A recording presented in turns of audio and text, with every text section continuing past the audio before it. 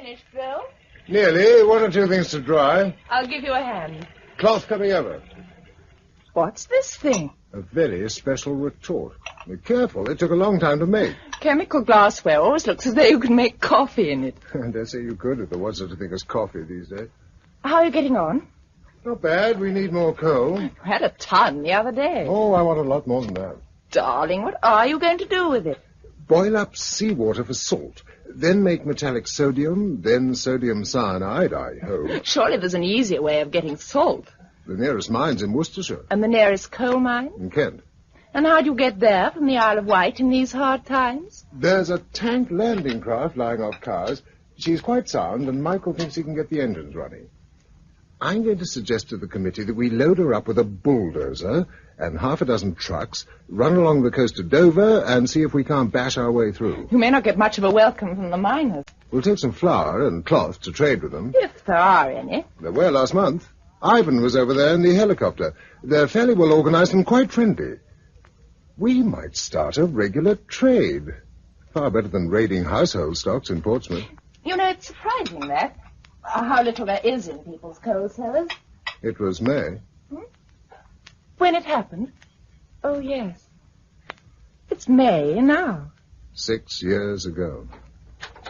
Oh, come in. Oh, good, Bill. I've caught you. And Josella. Hello. Well, Elspeth, we were just knocking on. Oh, no, you're not. I've got this thing working, and you're going to use it. What is it? A tape recorder. Oh, We've got it geared to the voltage of the generator at long last, and you're both going to talk to it. Say what? Everything. It's for the history. Why me? Because you were in on the disaster before it even happened. From the Triffids angle, at any rate. Couldn't I just write it down? No. 2 reasons. 1, you'll never do it, and 2, the girl who will transcribe it is blind.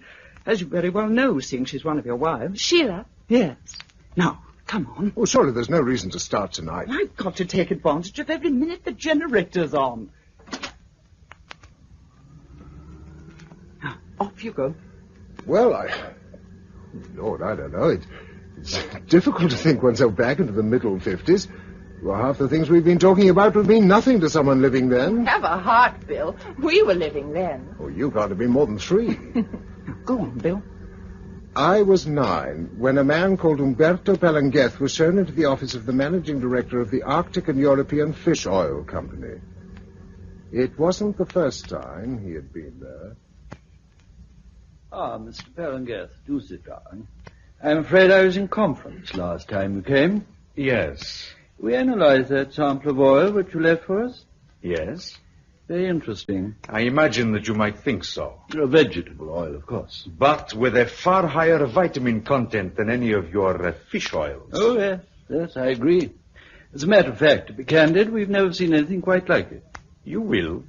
It will be on the market in quantity in about 8 years from now. Oh, yes? Not if you can help it, is that what you're thinking, eh? I wouldn't put it quite as crudely as that. No. But I am a crude fellow, so I'll say it for you. Also, I will tell you that you haven't got a hope of stopping it. The experimental station where this sample was produced is a long way off, both in geography and in ideology.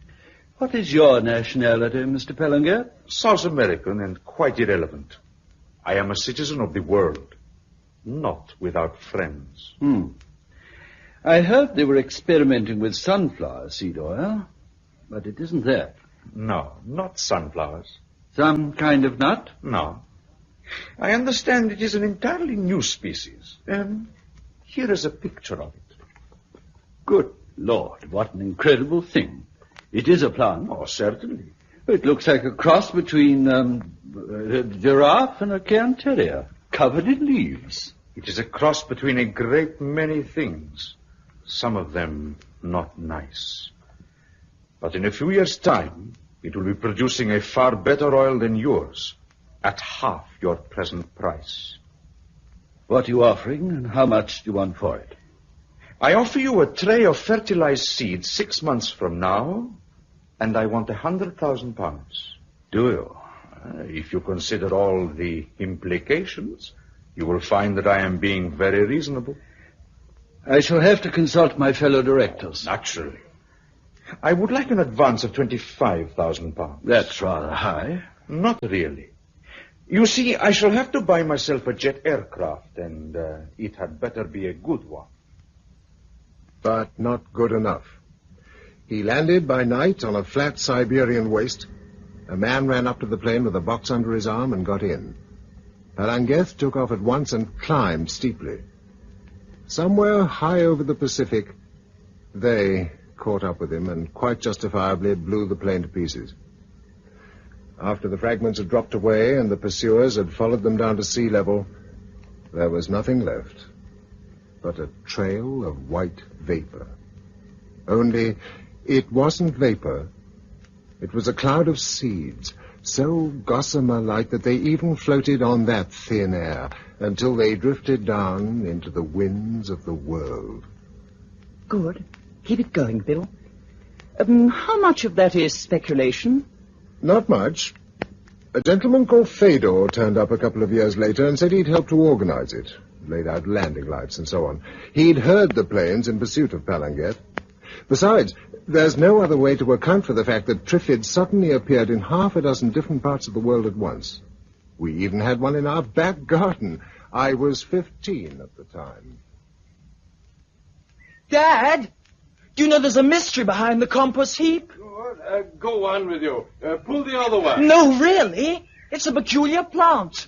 Do come and look. Between the Burberrys and the fence. There. My word, yes, Billy, you're right. It's very odd indeed. I can't find it in any of the books. Not Flowers of the Field or anything. It looks kind of foreign. There's a sort of coiled thing, like a fern shoot in that trumpet-shaped thing at the top of the stem. Look. And a lot of dead flies floating about inside. It's no beauty, whatever it is. We'll dig it up next time we're having a bonfire. Oh, no, Dad. Please not. What do you want to do with it? Oh, study it. You know, take its measurements and keep a record of its growth. All right, then. But I wish you'd spend as much time on arithmetic as you do on nature study. Oh, Dad, it's not nature study.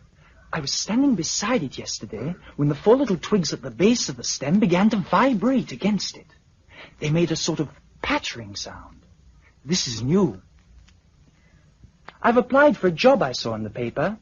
It's to be a trainee with the Arctic and European Oil Company Limited. I think it's palm oil and whales and groundnuts. It might be interesting, but I don't expect I shall get it. Do sit down, Mr. Mason. William Mason, sir. Ah, yes. My name's Lucknor. I'm in charge of research. Now, tell me something about yourself. What sort of thing, sir? Oh, what you like doing, why you want to join Arctic European. Just talk to me. Well, sir, I'm interested in plants and animals and things that live. Mm-hmm. I don't like figures much, or sitting at a desk. Now, what experience have you? Biology at school. It was my best subject. And I've done some research on my own. On what? Well, there's a plant in our garden that nobody knows about, and I've kept a sort of record of it. What does it look like? It has a circular bowl covered with leaves, which at present is 210.5 centimeters in circumference. From it springs a stem which is 82 centimeters in circumference and 120 centimeters in height from the bowl.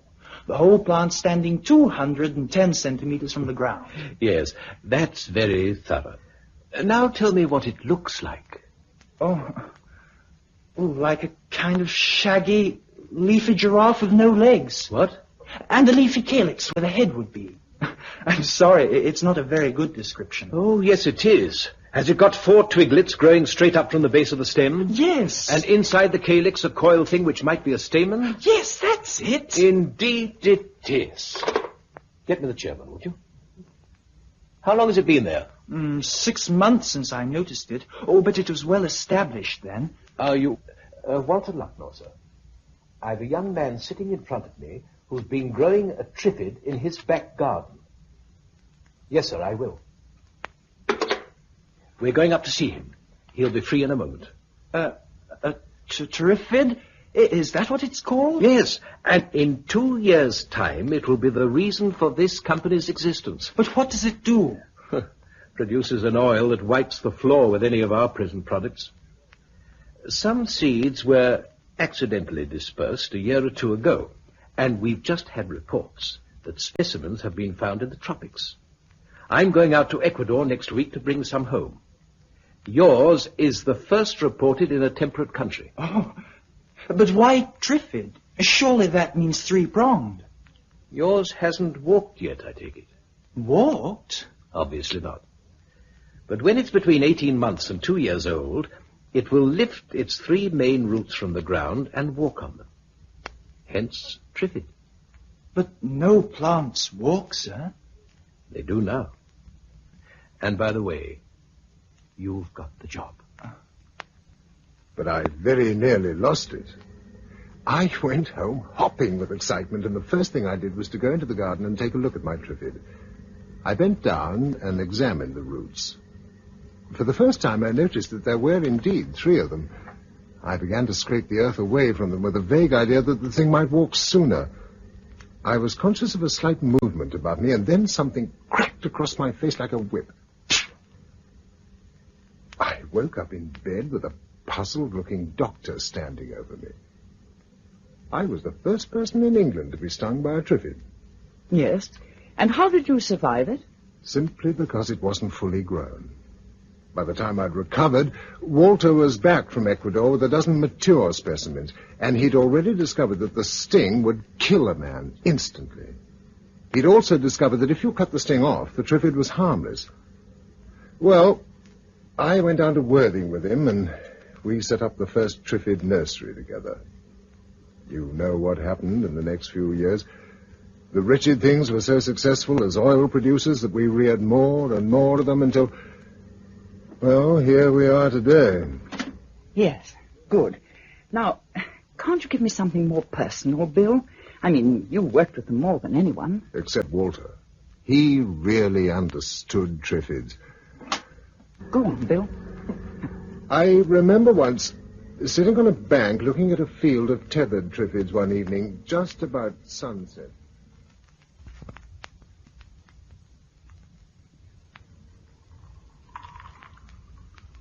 What a row they're making. Yes. They're talkative tonight, aren't they? I wonder if it's the weather. They seem to do it more when it's dry. Do you talk more when it's dry? Talk? Yes, do you?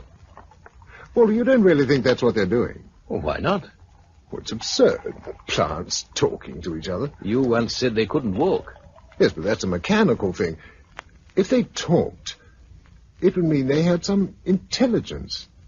Haven't you ever noticed that when they sting, they seem to go for the face of the hands? Yes. And especially for the eyes. Well, that's probably accidental. Possibly.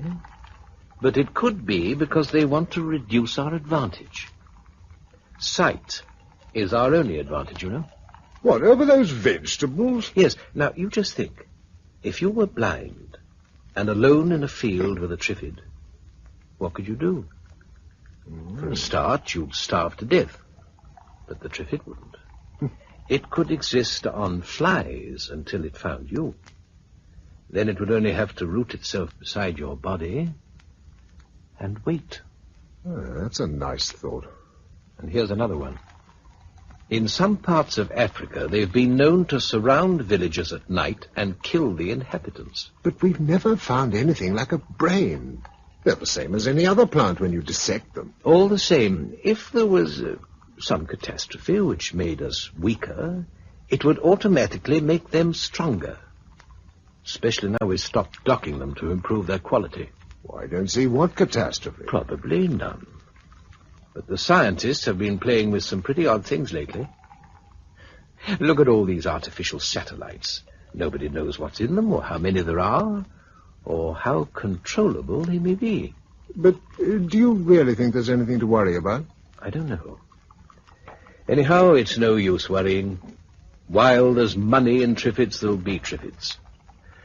We'll tap this lot tomorrow. Have my mask and gloves ready, will you? I've often wondered what happened to Walter. He'd have been useful to us now. It was a year afterwards that he saved my eyesight and my life. We were examining some specimens when one of them smacked out at me with its sting, and a few drops of poison came through the meshes of the mask and went into my eyes. He got me back to the lab at once and gave me the antidote. But I had to go into hospital for a week or two. They sent me to St. Mary's right in the middle of London. I'd been there 10 days when the night of the green flashes took place.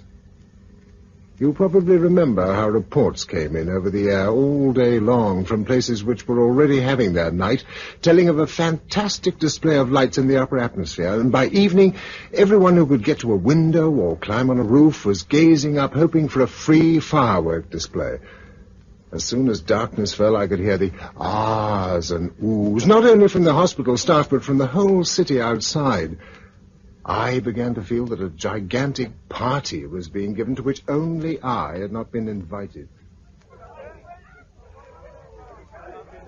Do shut the window, nurse. Oh, but it's marvellous, Mr. Mason. Really it is. They say it's a comet, you know. Green and white flashes all over the sky. And bright red buses clashing their gears all down the street, I know. Surely you can see just as well with it shut. Aren't we just in a bad mood tonight? Oh, of course. It's a shame, really, you having your eyes still bandaged. Still, it's not for long now. What time tomorrow will they do the unbandaging? Sister said 11:30, but Mr. Palmer may be a bit late. Oh, what's happened? Oh, that was a bright one. It lit up the whole room. You can see everybody standing on the rooftops watching. Oh, there's another. It's quite dazzling. Oh, what a pity you couldn't see it. Yes, isn't it? Now, do go away. There's a good girl. Have you everything you want? Yes, I think so. Is the radio there where it should be? Yes. Then I'll leave you Want for some now. music. I look in later to see you're settled down. Good night. Good night. Oh, and there's another tremendous flash right across the whole sky. No. I expect you can hear the crowd. They're like children at a firework display.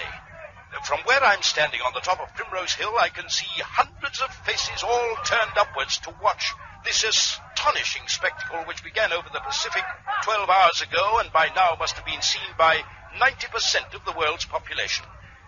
It's believed that the Earth is passing through a belt of meteoric debris caused by the passing of a comet, and I really do urge anyone who possibly can to watch it. The whole sky is pulsating with vivid streaks and flashes of light, and the whole of London, right across to the Surrey Hills, stands out brilliantly in the hard green glare. All the usual features of a London crowd are present, from the man with a sandwich board announcing the end of the world to the man you can probably hear not far away from me. Yes, he's doing quite a good trade, too. Some of the brighter flashes really make you blink. Oh, there's a splendid one right across. Oh, shut up and let me get some sleep.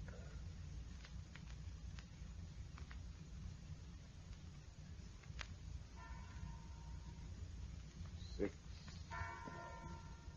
7, 8. Oh, it must be 7.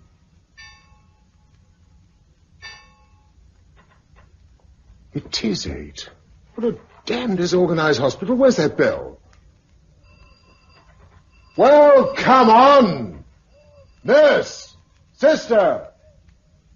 Hey, come here! Incompetent fools leaving me like this. Supposing there was a fire. Nurse! Nurse! Who's that? Is someone there? Whose room is this? Mine. Aren't you the house surgeon? Yes, Mr. Mason. Oh, can't you see? No, What? I'm blind. I woke up blind. I've been trying to find someone to help me. I'm afraid I'm in the same state unless you care to help me off with these bandages. Where are you? Here. That's the end of the bed. Now, look, work your way up. It's my hand. We must look a comic couple. I'm not laughing. I won't be if the treatment hasn't worked. There's a pin at the back I can't quite manipulate. That? Thanks. It's like unwinding a maple. Oh, you better do it yourself. Are the curtains drawn? I suppose so. Nobody's come in to undraw them. The whole staff must have a hangover or something after last night. I can see. Clearly? Perfectly. The curtains are green. I always thought they were blue. I don't know why. Oh, it's lucky my clothes are here. Oh, you don't know what it's like being able to see again. I can imagine. Oh, yes, of course. I'm sorry. How can I help you? Take me along the passage to Lister Ward. There's a telephone in the sister's room. Oh, this way. Oh, hold my arm. All right. Yes? Place sounds like a madhouse. There must be someone on duty somewhere. Is the ward at the end of the passage? There are swing doors. Sister's room is on the right before you get there. Hey, you! Wait a moment. There's someone in the ward calling out. We'd better see what they want. It's all dark. Anything wrong? Never be warned. No breakfast. I pull the curtains back, mate. All right. Wait here, Doctor. We can't leave them in the dark. No, of course not. There. Oh, go on. What? Well, don't muck about, mate. Pull the curtains proper. We can't see a thing. Go on, pull them. But I have. He's blind too, like me. We're all blind. Quick, let's get out of here. This looks like the room. Give me the telephone. On the table. There. Dead. I thought it would be.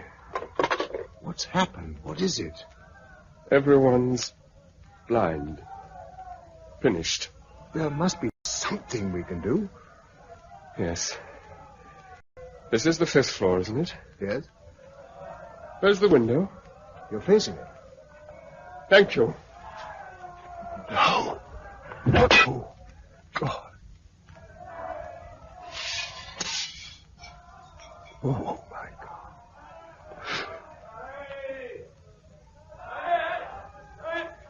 Where's anyone? Come on.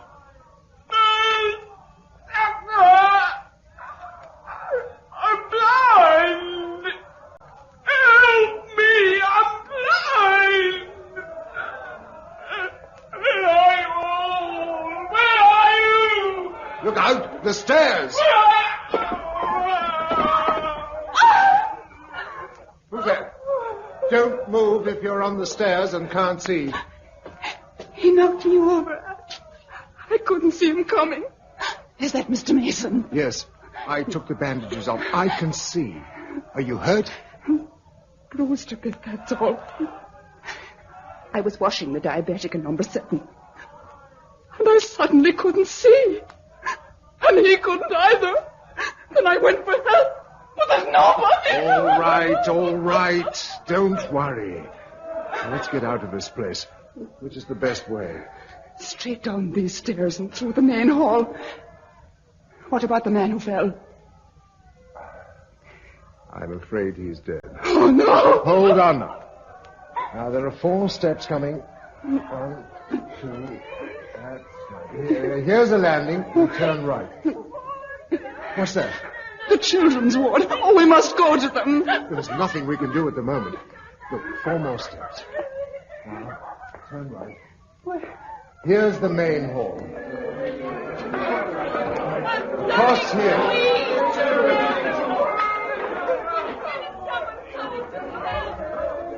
Stop now. Here's the door. Now, forward. No, I'd rather stay here. I don't want to go out. This place is a nightmare. What place isn't like this? Besides, I know my way around here.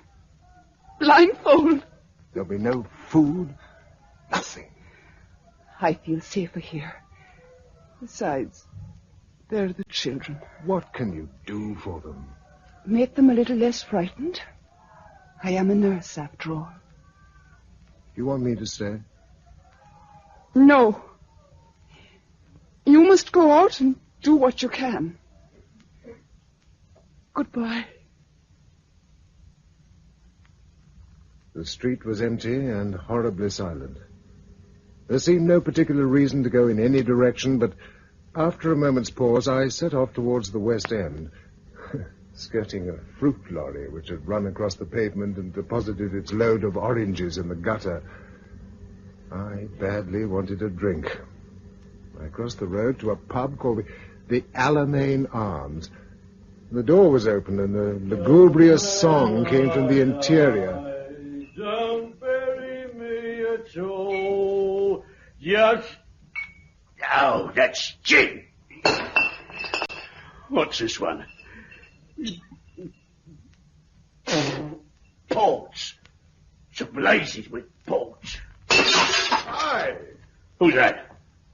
Are you open? Just broken the window, haven't I? Of course I'm open. I need a drink. Who are you, anyway? From the hospital. Can you see? Yes. Is this whiskey I've got here?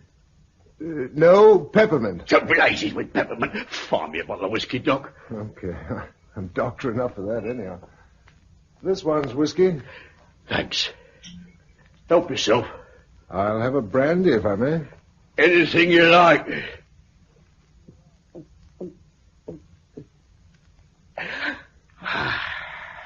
You get drunk if you take it down like that. I am drunk. And I've got to get drunker. You know what? I'm blind. That's what I am. I'm blind as a bat. Everybody's blind as a bat except you. It's that ruddy comet. Green shooting stars. Now everyone's blind. Do you see green shooting stars? No. They are then. Proves it. You didn't see him. You aren't blind. Everyone else saw him. All blind as bats. Are you sure it's everyone? Listen. You can't hear yourself talk here most days. Not with the door open. I see what you mean. It's obvious, really. Are you the landlord? What if I am? I want to pay. Ah, forget it. You know why? Because money's no use to a dead man. That's what I am after a few more drinks. You look all right. What's the good of living? Blind as a bat. That's what my wife said. She was right. And she more guts than what I have. When she found out the kids were blind too, she took them into her bed with her and turned on the gas. Oh, my. That's what she did. I hadn't the guts to stick with them. But I will have soon. I'm going back up there soon when I'm drunk enough. No. Why not? Give me one reason why not. You can't. It's wrong. No. Nothing's left to be wrong. If you can't see that, you're blinder than me. Drunk enough to do it now. Here I come, girls. Here I come.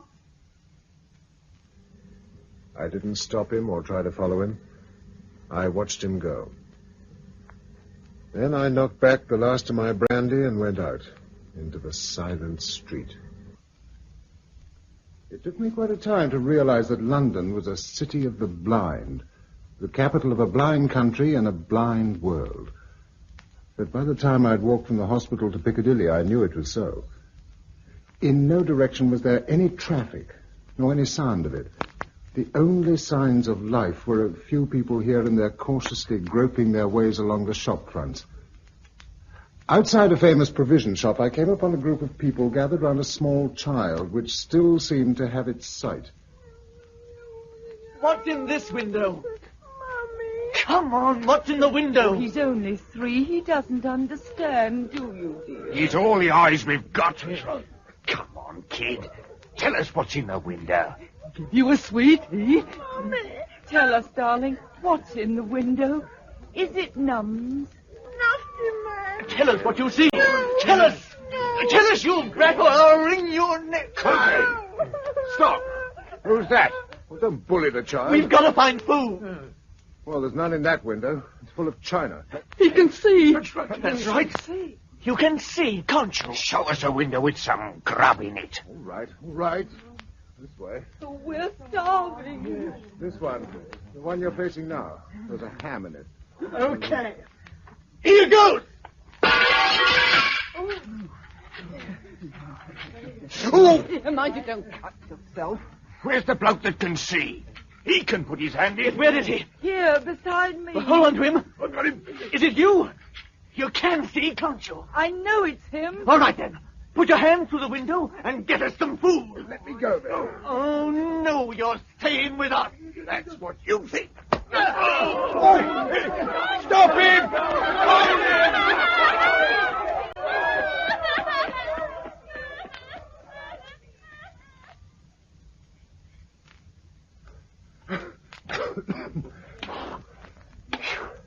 Someone's there. I can hear you. All right, don't answer. Just stay where you are and don't bump into me. I've had enough of that this morning. Oh, I'm sorry. You're blind. Of course I'm blind. You think I carry a white stick for fun? Then you don't know what's happened. I know everyone's jolly clumsy this morning. And no hall porter on duty. They're all blind, too, since they watched the comet last night. Oh. It was pure chance I didn't. Now they'll know what it's been like for me since 1917. Now they'll need their infernal patronage for themselves. I'm at the Regent Street end of Swallow Street, am I not? Yes.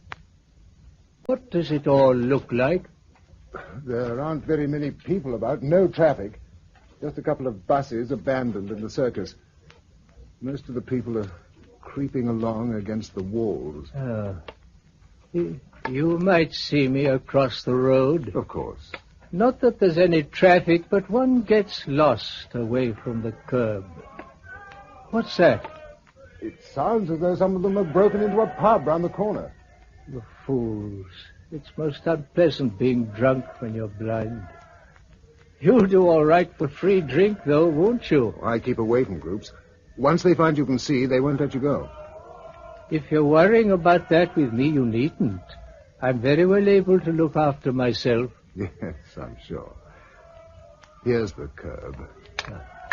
Thank you very much. Good luck to you. Good day.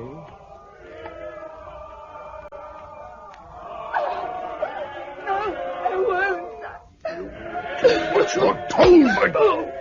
And don't you forget it. Where I go, you go. Stop it. Let her go. You go away, you. Oh, no, you don't. All right. Up you get. I'm tied to him. Not now. I've cut the cord. There's an empty pub over there. Let's get away from the crowd. But you can see. Certainly I can. Oh, thank heavens. I thought I was the only one. Oh.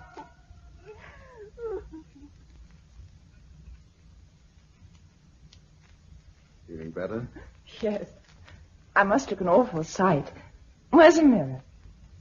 Oh, my goodness, yes, I do. Will you have another drink? A small one. Then I must go. Where? Home. I was going for the doctor and... I'm sorry. I haven't told you anything about myself. My name's Bill Mason, by the way. I'm Drusilla Clayton. Oh, haven't I heard of you? I shouldn't think so. How did you escape seeing the comet? I was in hospital with my eyes bandaged. What about you? Well, disgraceful, really. I went to a party on... What's today? Wednesday? On Monday night. And goodness knows what they'd put in the drinks. Because I felt like death yesterday. About 4 o'clock, I gave up the struggle, took a couple of sleeping tablets, and went to bed. If the sky had fallen in, I wouldn't have noticed. When I did wake, my father was standing beside the bed. He'd gone blind. So had the servants. Where do you live? Dean Road, St. John's Wood. The telephone wouldn't work, so I got out the car and drove down this way to fetch our doctor. I was in such a panic, I forgot she was nearly dry of petrol, and she stopped in the middle of Regent Street. And then that man found out I could see. He knocked me down and tied my hands, then made me lead him about. From bar to bar, I imagine. Yes. I should have been able to get away from him, but he... Well, I was sorry for him in a way. One's sorry for them all, but they're dangerous. In a way, we're rich and they're poor. Why did he start beating you? Because I wouldn't go into his house with him. Thank heaven you came along. And what do we do now? I must go back to Father. There's no point in trying to find the doctor, even if he's been one of the lucky ones. Would you mind if I came too? I'd have asked you to. Only I thought perhaps you had someone to look for. No, my parents are dead and I've no other attachments. Then I'd be very glad. See, awful loneliness. I know. And I think it'd be wiser for us to stay together anyhow. Shall we go? Yes. Where can I get petrol? No need. What? There are plenty of other cars. Oh, it's funny. Like a dream, being able to take anything we want. Seeing the sort of dream it is, I think we might break into that shop over the road. What for? A couple of good, sharp knives. Oh.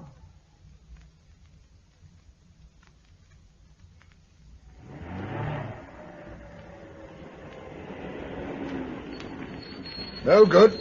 The driver of that bus must have gone blind at the wheel. We'll never get round it. If you turn, there's a side street about 50 yards back. That'll lead us round into Dean Road.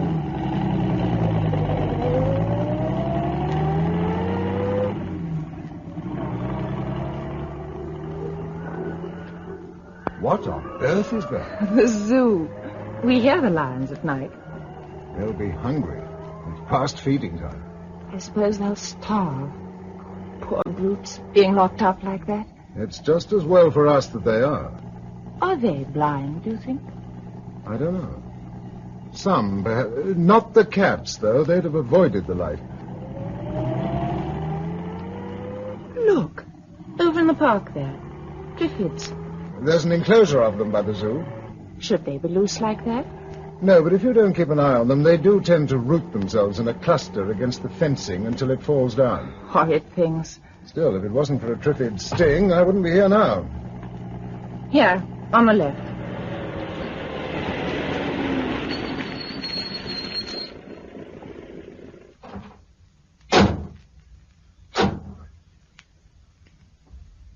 Lucky I've still got my key. It's no use ringing the bell.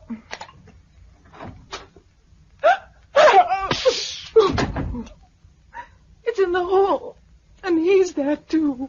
Your father? Yes, I just saw him lying on the ground with a Triffid standing over him. Oh, what can we do? Nothing. I'm afraid there's nothing. I mean, he's dead. Wait. I'll just edge it open. Oh. Yes, I saw the mark on his face. Priscilla, it's a very quick death. Look out! Coming through those bushes! Run for the car! Wind up the window. Drive on! Drive on before it gets to us! No, wait, it can't hurt us now. I want to see what it'll do. It's coming right up to us. We're safe in the car. Oh, that beastly rattling.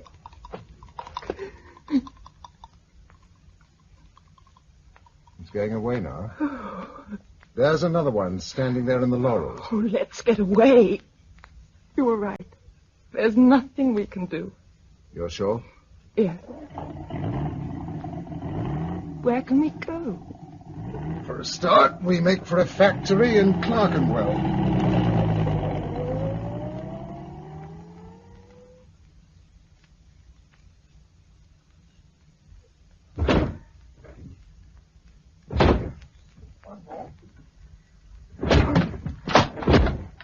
There, we're in. What is this place? Wentworth's. They make the best Trifid guns in the world. Here's the export stock all ready for packing. One for you, one for me, and one spare. I didn't know there were such things. They use them a good bit in the tropics. Look, this is how they work. Pull back the spring, so, and the bolt fits into this notch. Mm-hmm. Then shove one of these steel slivers. Look out, they're sharp. Shove it into the holder. Take aim and press the trigger. It'll cut the stem off a Triffid at 25 yards. I can't wait to use it. We won't see many as long as we stay in the centre of London. Now then, we'll have those two masks. Yes? And the gauntlets. Right. A couple of cases of ammunition. You'll never get them in the car. There's a station wagon outside. We'll take that. Where next? Back up west. Clothes first. Then somewhere to sleep before it gets dark. A flat, I should think, or two flats if you'd prefer it. One flat, please. I'd rather not be on my own. Good. I feel like company, too.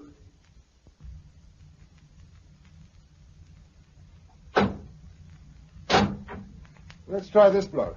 It looks pretty luxurious. There's nothing to pay. But can we really walk into somebody's flat and take it over? People who can't or won't do that sort of thing are going to have a pretty thin time from now on.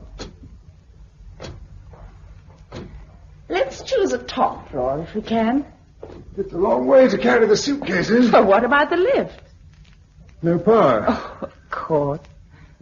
All the same, I'd still prefer to be high up and away from the street. All right.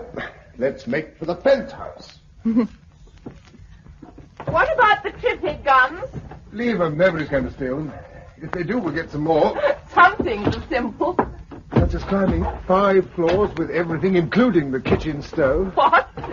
I took a paraffin cooker from the camping department. We'll need it. Come on. Up we go. Oh, what a climb. I should think it's the first time this floor's been reached on foot. 2 flats. Which do you prefer? The south-facing one. As Madame wishes. Well, let's hope this is a master key I found. The doors look solid. Yes, it is. After you. No. Let's try the other. What's wrong with it? It's not well furnished. No, what was it? Nothing much. Here we are. Was someone in there? Yes, 2 people, both dead. Suicide? Yes. There's a lot of it about. Come on. Oh, no. We can't sleep here with them across the passage. And you're making a joke of it. Listen, Gisela, if we're going to keep our sanity, you and I have got to grow a hide, and a thick one, too. People are dying all over the world, some by their own hand, some by accident. Soon a lot more people will die of starvation. Oh. And there's nothing we can do about it, nothing at all. Do you understand? Yes, I do. I'm sorry. Well, let's see what this place has to offer. My goodness. Done up regardless. And the cocktail bar. What sort of rent do they pay? About $2,000 a year. Good Lord. Is this a bedroom? I say, look. It's got a round bed. With a mirror over it. Madly glamorous. Especially when you wake up with a hangover in the morning. Oh, don't be discouraging. I'm going to sleep there anyway. I'll see if I can find something a bit more sober. There's a mirror over the bath as well. That is the end. Oh, I don't know. Anyhow, you won't be able to use it. No hot water. But don't sound so pleased. Are you going to change? I'll give my shirt. It's lucky it's summer. What? Lucky it's summer. Cold weather wouldn't have helped. In some ways it would. How? Most of the fresh food will be going off tomorrow. The fridge is like an oven. Are you in the kitchen? Yeah. What's it like? A housewife's dream. I'm setting up the oil cooker. The housewife's nightmare. Can you cook? Boiled eggs, standard. There's a lipstick here I've always wanted to use and never dared to ask for.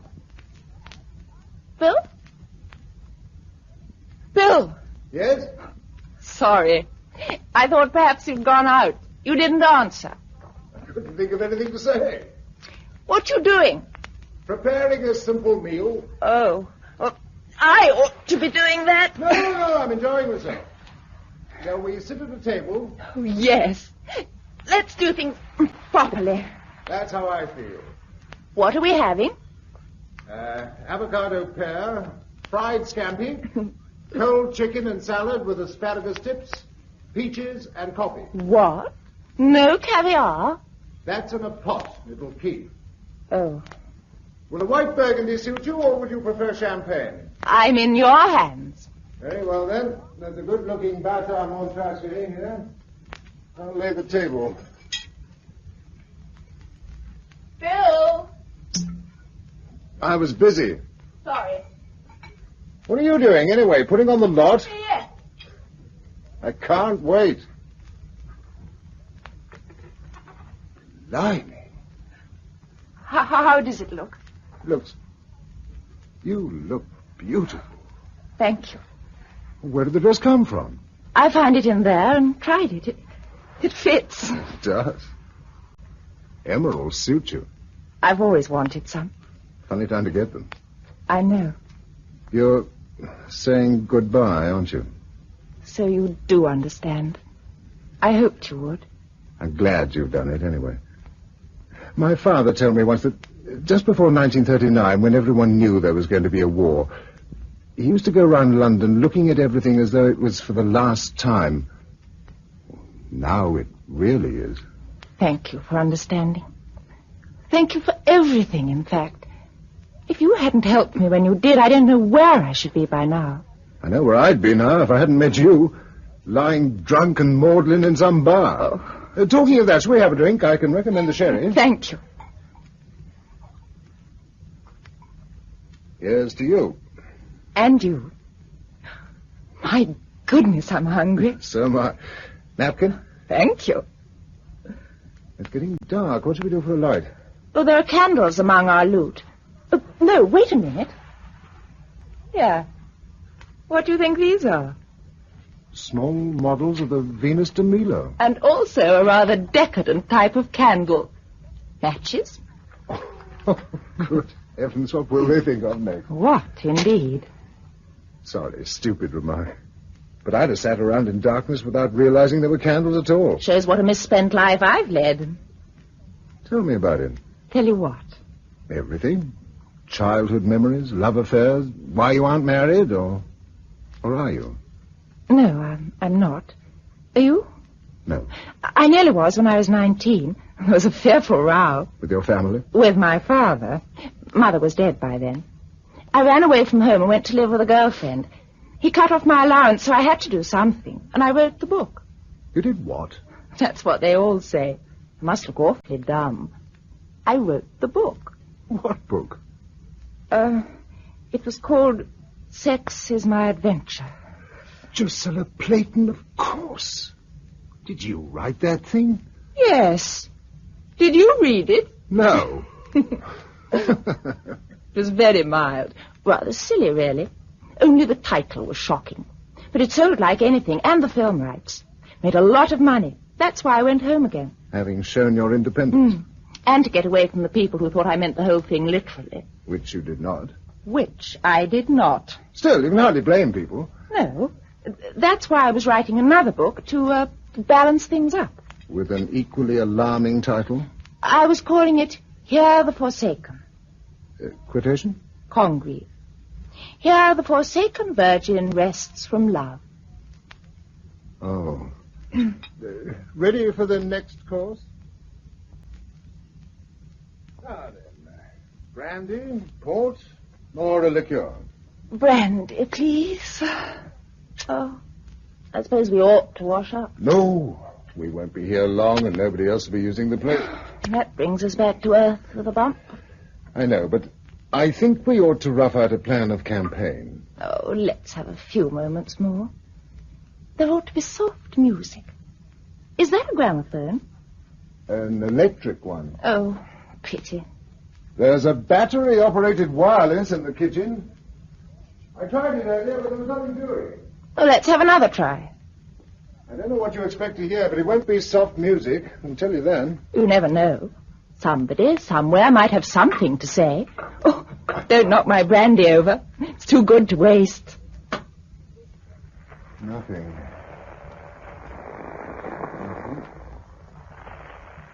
Nothing. Wait a minute. I can hear something. I can't. Yes. There. It's Morse. Terribly faint. I got it.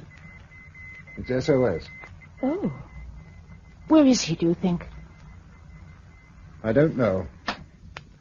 Some ship drifting off the coast with all the crew blind. Drusilla, think of the ships. And the prisons. What's happened in them? Aircraft, too. Their troubles must be over. Not like ours. Which brings us back to where we started. All right. I'm down out of the clouds now. What are we going to do? Get out of London for a start. What? And keep away from towns as much as we can. Supplies will be difficult in the country. Yes, but don't you see what's going to happen here? There's still water in the tanks. Soon there won't be any, and the whole city will begin to stink like a great sewer. There are some bodies lying about already, and every day there'll be more. You don't have to tell me that. Sorry, but you see, it means that soon diseases will begin to spread. Cholera, typhus, Lord knows what. It's important to get away before anything of that kind starts. Have you any ideas where we might go? Somewhere out of the way, I suppose. We'll want a good water supply, and as high up as we can get, so that there's a nice, clean wind. That's a thought.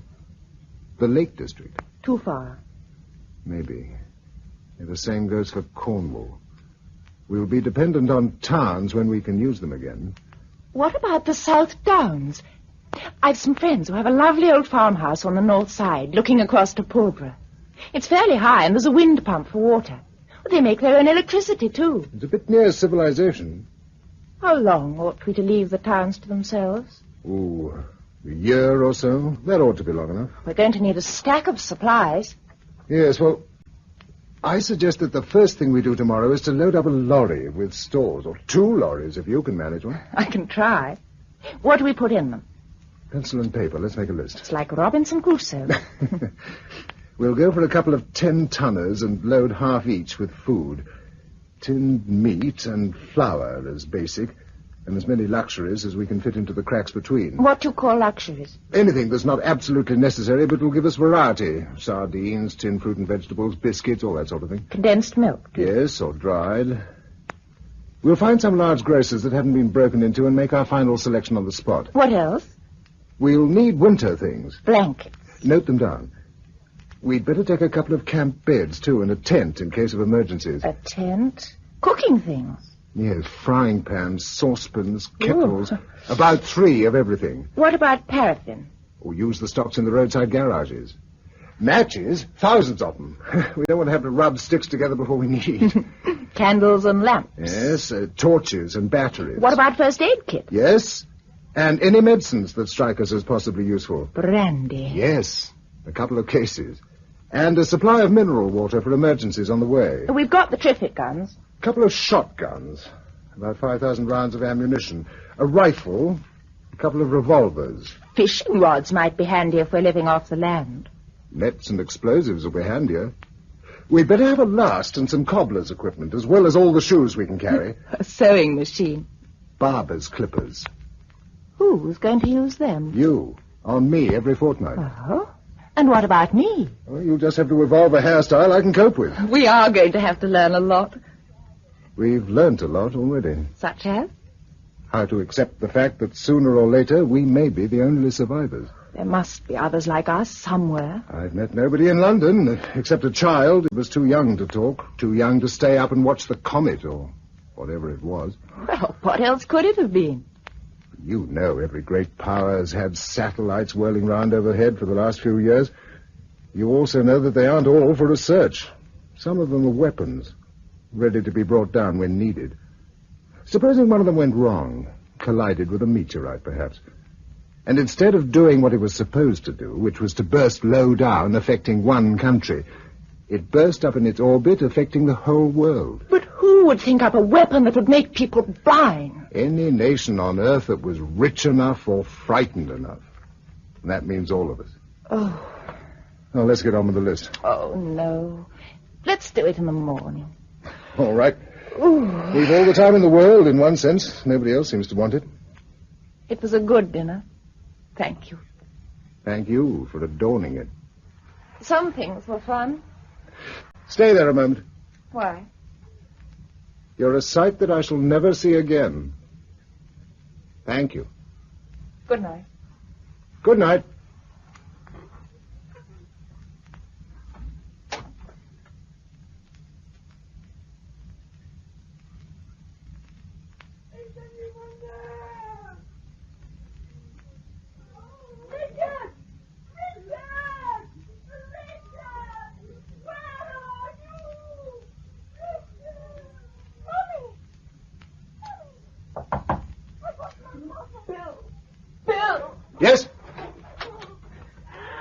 Bill, do you hear them? All those poor poor people. Gisela, darling, don't. I tried to go to sleep. I was tired, and then I began to hear them. Calm now, darling, calm. There's nothing we can do, not yet. Oh, Bill. Oh, Bill, if you weren't here, I'd go mad. As long as we're together, we'll survive. But there's so many of them, and only 2 of us. Look. No, I won't look out. You must, Gisela, there's a light. The house is on fire, I've seen. No, this is different. A searchlight. What? Look, over there to the north. Oh, yes, I see. It's a signal. What does it mean? That someone is trying to get all the sighted people together. Quick, let's go there. Not yet. No, we'll wait till morning. But then there'll be no light. We must go now. Do you really want to drive through those streets now? No. But if we miss... They won't go away tonight. We'll make a mark on the window ledge. Where's something? Oh, here we are, a nail file. That'll do. If I scratch a pointer... There. We'll be able to pick out the building in the morning. You can see it's a tall one from the position of the light. All right? Yes. Oh, dear, I panicked a bit. You'd be inhuman not to. But now we know that we're not alone. We never were, Bill. Were we? I lay awake for a long time on that first night after the disaster, listening to the shuffling and tapping of the blind in the street below. When I did go to sleep, I slept heavily and late. I woke to find the sun shining and Gisela making coffee on the oil stove. She was wearing a ski suit, and jolly nice she looked at it. Hello, Bill. Ready for breakfast? I'll shave first. I feel a bit scruffy. Shall I heat some water? No, I'll manage with cold. There's one of those patent creams in the bathroom. Hang on, I'm forgetting about that light we saw. Let's take a look at the mark we made and see where it came from. I did, before you woke. It points towards London University Tower. Yes, it would be that direction. Oh, and look, they're flying 2 flags. That's it, all right. We better go straight there after we've eaten. It's funny. The streets are quite different from yesterday. Fewer people about. And look how they creep along the gutter. Yesterday they were all clinging to the house fronts. It's easier going by the curb. This is the turning we want. Steady. I think there's something happening at the gates. There's quite a crowd. Do we investigate or clear out? Investigate. I think so, but don't let's get embroiled. If we got through those houses and into one of the gardens, we could work our way quite close to the gates without being seen. If there's anyone to see us. Come on. Be reasonable. There's nothing we can do about you. And who do you think you are to shut yourselves up in there? Who do you think you are? You didn't think that I'm one of these helpless wretches and can't see you. I can see you all right. What's happening? Come up beside me. But look here. There's a sort of agitator chap trying to get in. Be reasonable. He's arguing with that chap inside the gates. Do you think all these people haven't got the same right to live as you? They have, you know. It's not their fault they're blind, is it? It's nobody's fault. But it's going to be your fault if they starve, and you know it. I've been showing them where to get food. But there's only one of me, and there's thousands of them. You could help them too, but you won't. All you think of is looking after your own lousy skins. But look here, how long do you think the supplies will last? How the blazes would I know? What I do know is that if all us blokes who've still got our eyes don't muck in and help, there aren't going to be many left alive by the time they come to clear this mess up. But who do you think's going to come? Oh, that's it, is it? You're scared. Frightened that if you give them food, there won't be enough for you. Lovely people, aren't they? Well, if you won't come out to us, we'll come into you. Let go! There's his arm. Hold him while I undo the gate. Let me go! Johnson! Edwards! Bring the stands! Coming! Don't shoot them! Oh, no. To shoot at them like that. They fired over their heads. How do you know? If they'd fired into that crowd with 2 Sten guns at a range of 20 yards, the street wouldn't be empty now. But all the same, even to frighten them like that. They had to do something. That man, the one who spoke, was right. In a way. You know he was. But he was wrong as well. You see, there is no they to come and clear up this mess. It won't be cleared up except by us. And one of the things we simply cannot afford to do is to spend our entire time pillaging food stocks on behalf of other people. Because when the stocks are gone, well, what will anyone eat? It seems so callous. I don't like it any more than you do, but we've got to make up our minds. Do we help the ones who've still got their sight to rebuild some sort of life, or do we make a moral gesture? No. You're right, Bill. We've got to go on. Then let's go over. But the men with the guns. They won't hurt us. We're sighted. Can you get down? Give me a hand. There. Can we come in? How many of you? Just the two. We saw your signal last night. Okay, come on over. We had a bit of a party just now. Yes, we saw it. Those were the orders. Not to let them in. You'd better report to the colonel, just inside on the right. The door marked reception. Highly organized. Rather alarming. This seems to be it. Come in. Newcomers, glad to have you with us. I'll just take a few particulars. Your name, sir? Mason. Initials? W.J. Address? The Twitton, Panghurst, near Worthing, if it makes any difference. We must keep the record straight. I'm hoping to get a form run off as soon as we collect someone who can work a duplicator. Age? 29. Occupation? Triffid grower. Not much call for that now, I'm afraid. And you? Clayton J.V. of 42 Dean Road, NW8. Age 22, no particular occupation. Independent. Very. Miss, I presume? Yes. Well, we need good men. Nasty business this, but there's plenty to be done. Ah, Mr. Beadley. Hello? Two new arrivals, Mr. Mason and Miss Clayton. Pass to you for action. Oh, how do you do? Come across to my office. Sure you don't want references in triplicate? You're thinking of the colonel. Yes, he's a bit of a civil servant. Still, he's right in a way. We've got to get ourselves organized. Go in here. What's the position at the moment? Well, so far, there are about 35 of us. And we hope some more will come in during the day. Have they all got their sight? 28 of them. The rest are relatives or children. Now, at the moment, the general idea is that we move away from here sometime tomorrow and go down to the country. We were going down this afternoon. Oh, what transport have you got? A station wagon. We haven't stocked it up yet. We've got a lot of anti-Triffid gear. Well, that's a funny thing to make your first essential. Not as funny as all that. I think they're going to be a good deal of trouble.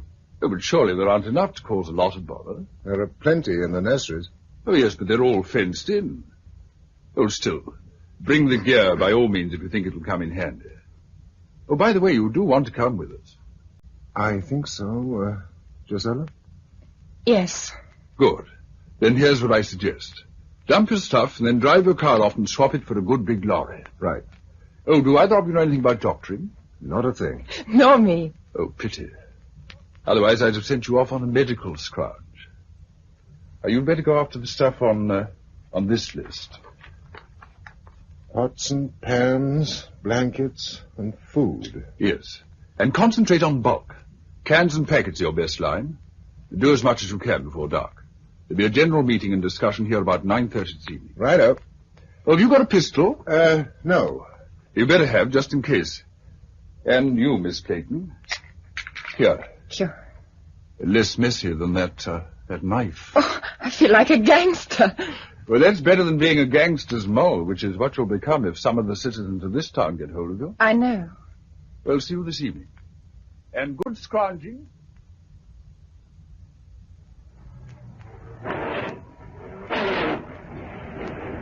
Whoa! Whoa! Switch off. Sorry about that. You must double declutch when you change down on these things. You can't just slide through as you can on a car. Yes, I see.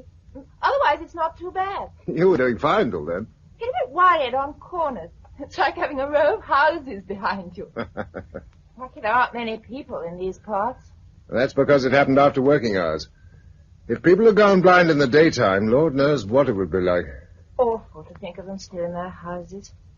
Pinner and Stepney and Kensington. Not only awful, but quite unprofitable. Sorry. What's the next warehouse on our list? A blanket wholesaler in Tooley Street. And then back we go. I'm stiff after all that loading up. What do you think I am? Think you can manage to drive? That's for you to say. Yes, you'll do. Then I'll follow you down in the other truck.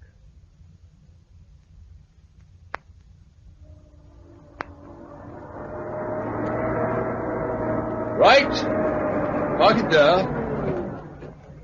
Oh, Miss Playton, isn't it? Which list were you working from? 15. Oh, here's Bill.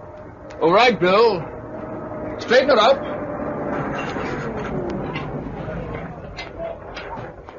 That's fine. Well, how have you made out? We've got all the stuff on the list. And a bit more besides. We've made a couple of plans of where it's all packed in case you want to find anything in particular. Oh, jolly good. I wish they'd all do that. Is this Triffid gear you put down here? Yes, I thought it might come in useful. Oh, yes, of course. You brought a lot in this morning, didn't you? It doesn't take up much room. Still... Oh, well, leave it on for the moment. I dare say you could do with a cup of tea. There's a canteen operating in the hall. All right, the next one in. Come along.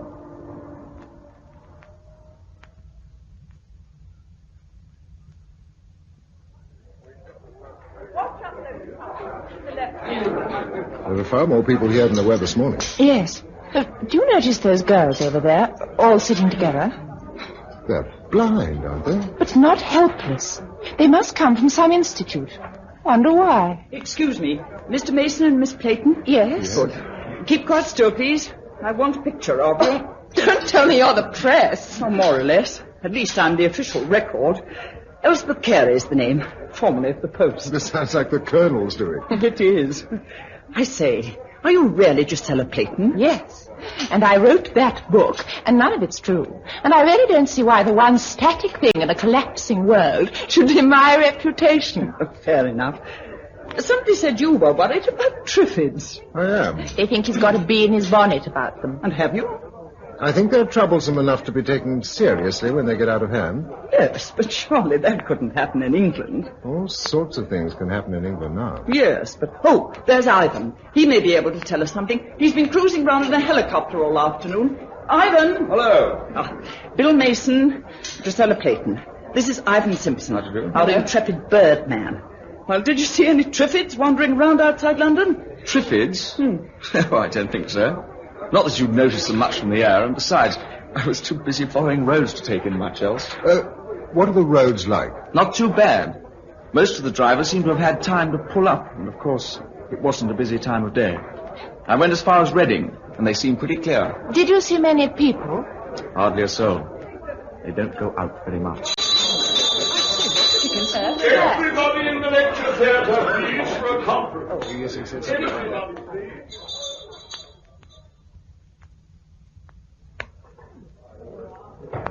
What do you think this is going to be about? Tomorrow's routine and so on. We're a funny mixed crowd. Michael Beadley seems to be organising the platform. All very efficient. They've even got a gavel.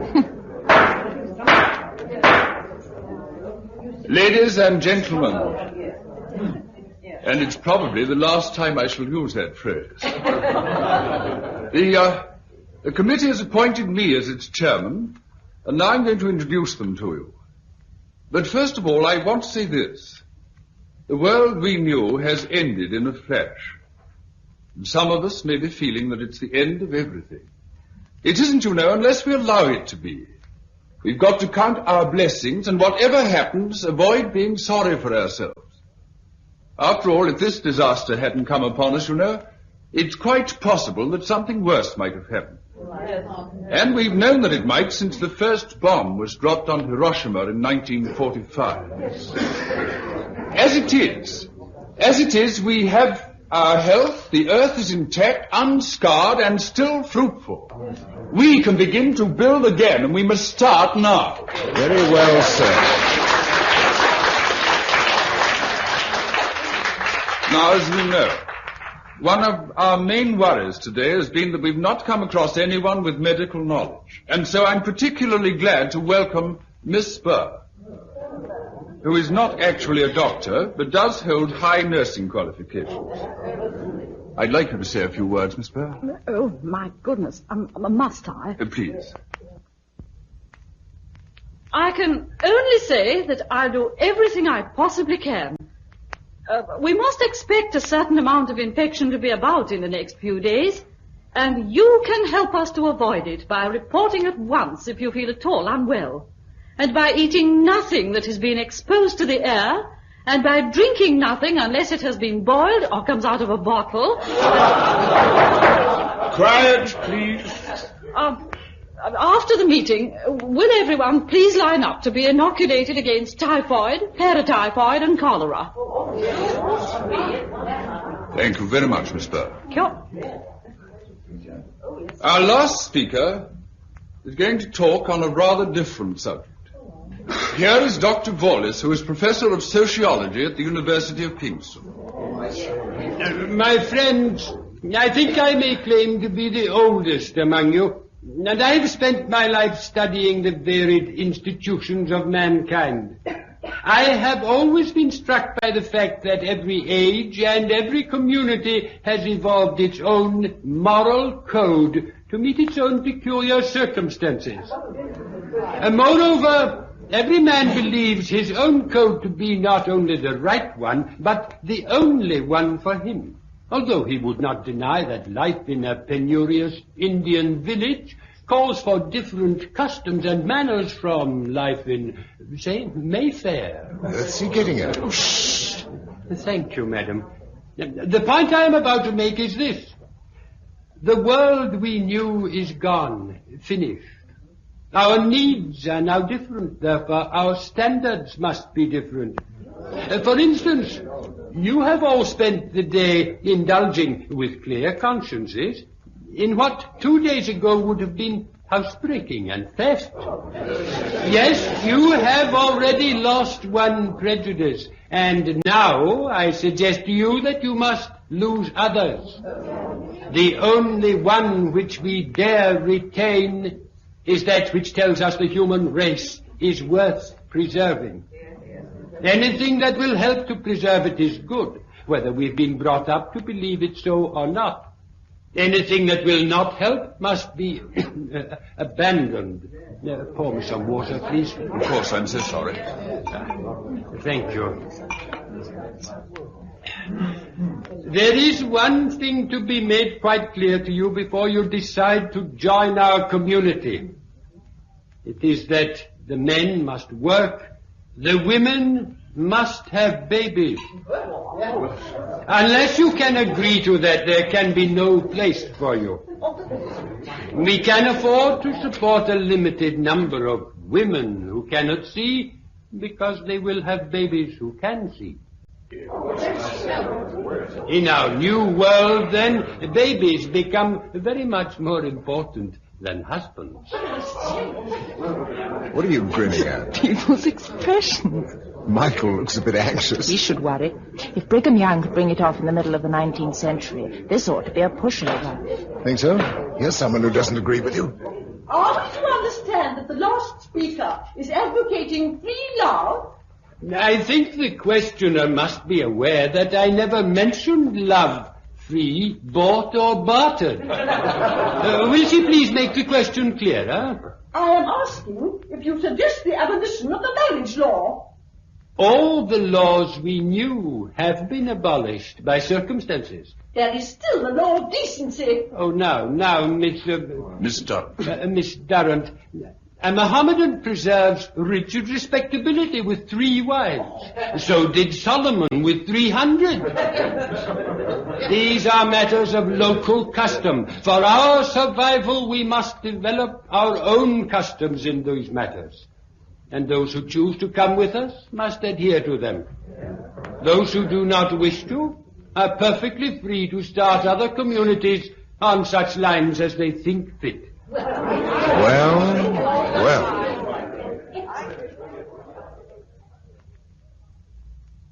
Oh, dear. It's nice to be alone again. Shall we sit? What's the matter? Shall we sit this one out? Just a thought. It's a lovely night. How's your arm? Not too bad. She's quite good, that nurse. The needle was blunt by the time it got to me. We girls were so busy arguing, we wouldn't have noticed even that. I bet you were. How many will decide to come? Nearly all of them, by morning. You think so? Most women want babies. A lot of them prefer them to husbands. Do they? Provided they've got some sort of security. Oh. Don't tell me you're going to cling to the old order. No, but... I don't know, it's difficult. What is? I was going to ask you to marry me, but there doesn't seem any point in it now. Oh, Bill. Well, is there? I don't know. But I'll accept you all the same.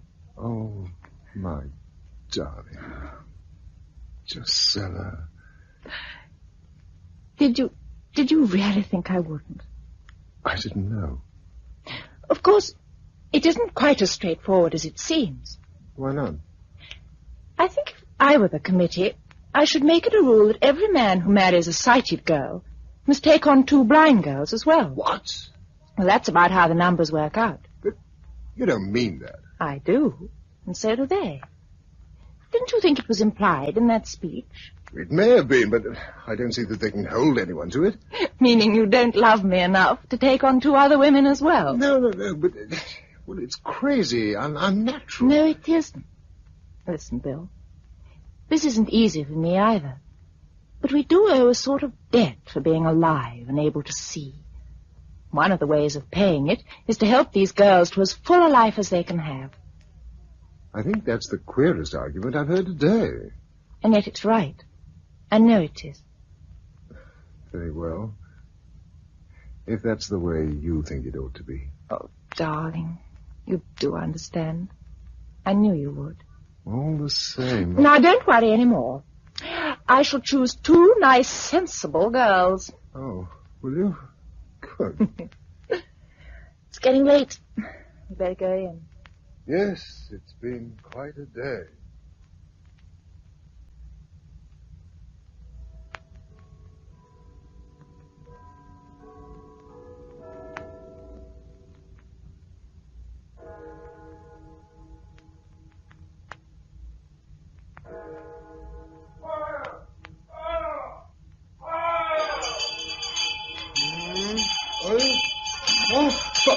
Fire! Quick! Come on! Downstairs, everyone, and help out the blind. They're on the ground floor.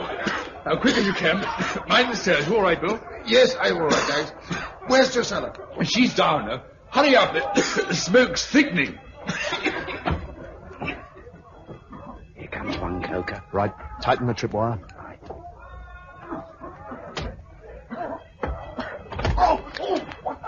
Push him one. Right. Get him in the lorry. Here comes another. Drusilla, are you down there? Drusilla. He's out. Get him away. No, wait a minute. There's another.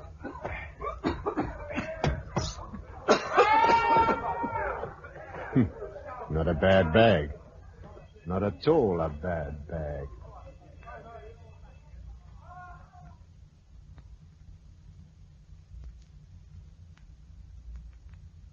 Wakey, wakey. Rise and shine. Mm. That's right. I thought I heard you. Oh, my head. You had an accident, mate. That's what you had. My hands. Who's tied them up? Now, take it easy, Cock. There's no harm intended. What's happened? I'll tell you in a tick. Here, where are you? Over here. Oh. Now, I've got the mug of chow for you. Can you get it between your hands? Yeah. Got it. If it tastes a bit funny, it's the rum old Charlie put in it. Who's old Charlie? He's our cook, Charlie. Who are you? I'm Alf. Now tell me where I am and why I'm tied up. It's a bit of a lark, really. Here, have a fag and I'll tell you. Light mine, will you?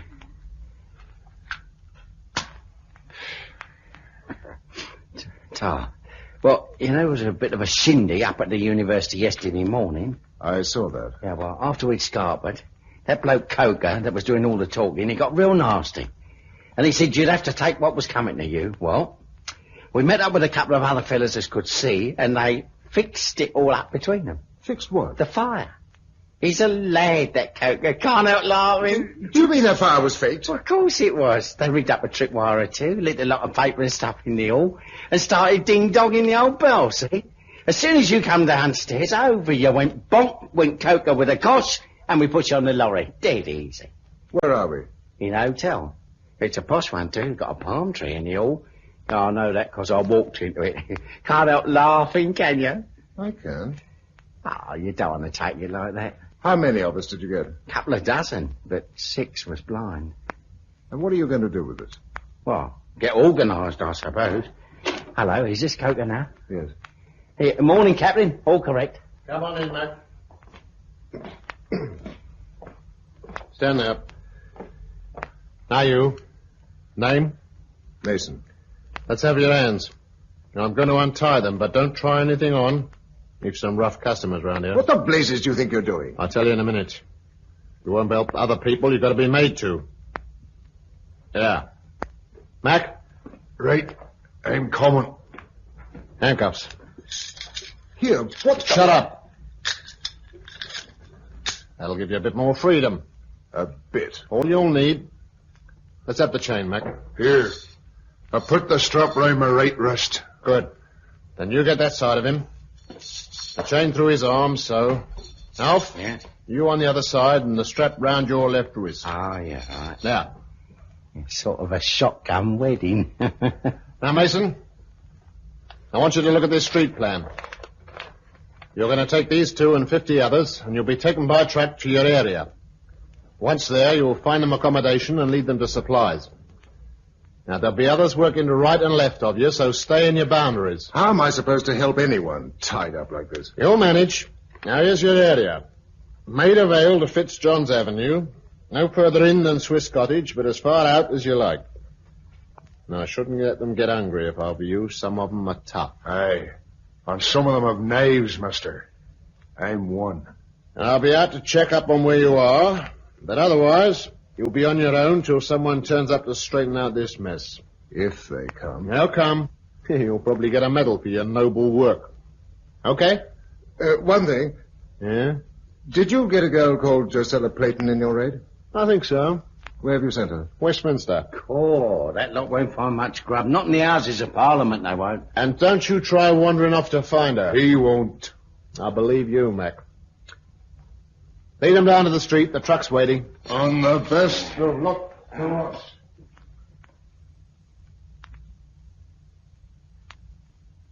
Six steps. 1, 2, 3, 4, 5, 6. We better go in and have a look around first on our own. Wait where you are. The lot is. One more small step and into the hall. Hotel, is it? Yes. Here, any palm trees? No, it's not as grand as that. Oh. Seems empty. Now, well, what's the drill? Bring them in 4 at a time, hands on shoulders, and find them somewhere to sleep. The first 4 of yous. Come on. 6 steps, remember.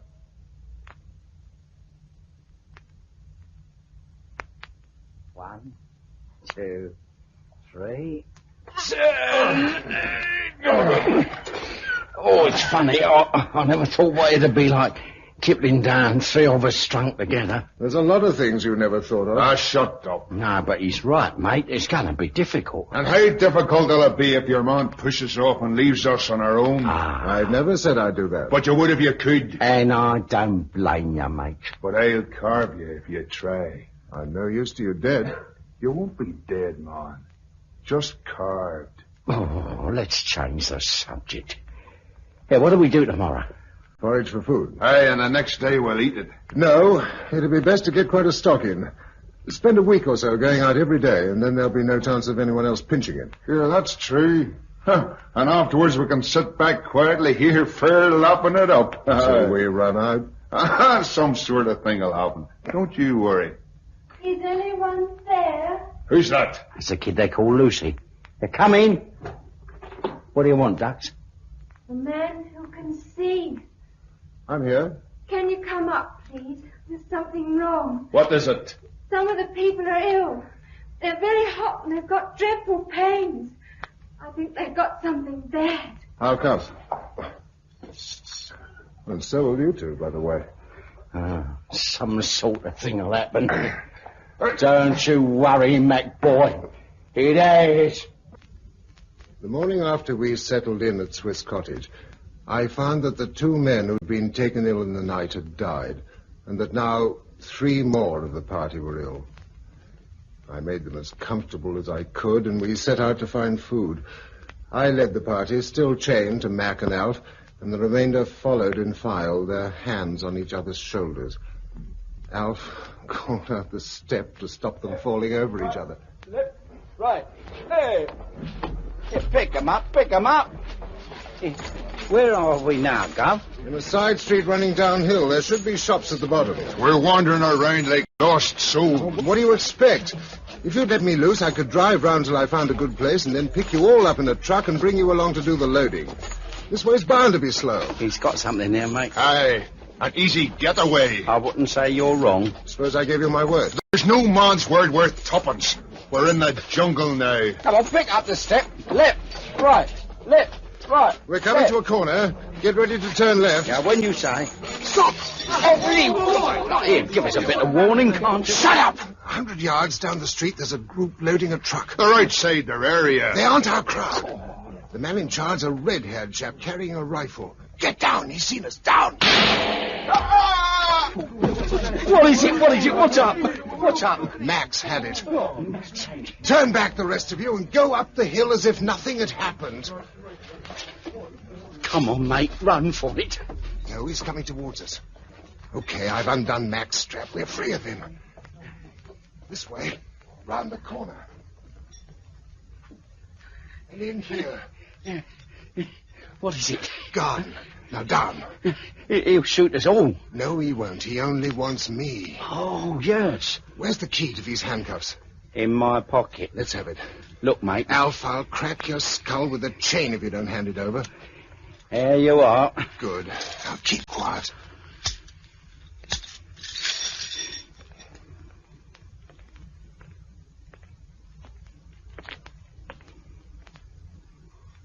What's happening, mate?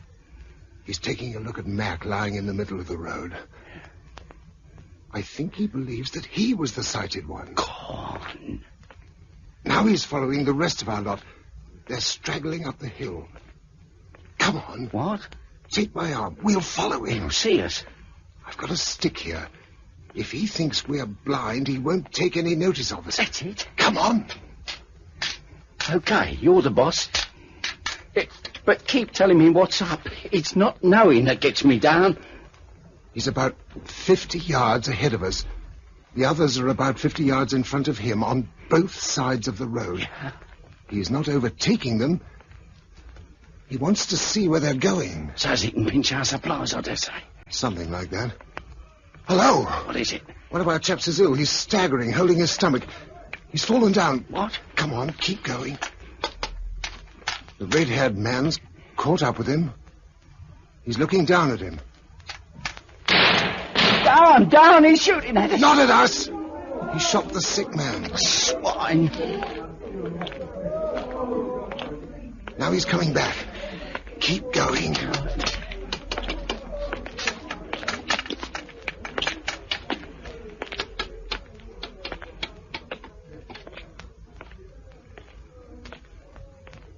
He's gone past. Oh. Come on. We've got to get a move on if we're going to get the others back to the hotel before they get too dispersed. Do you mean you're not going to leave us? Sorry to disappoint you, Alf.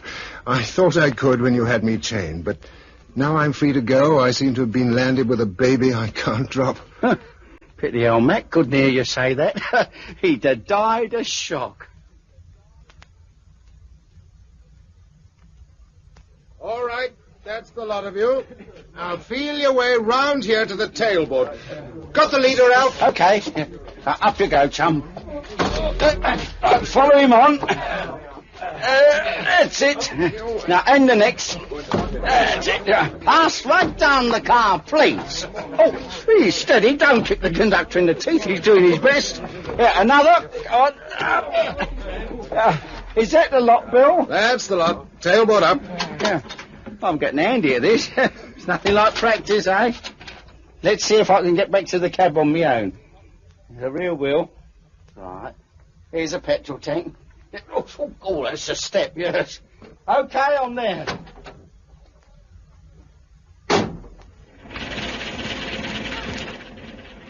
How many have we got with us?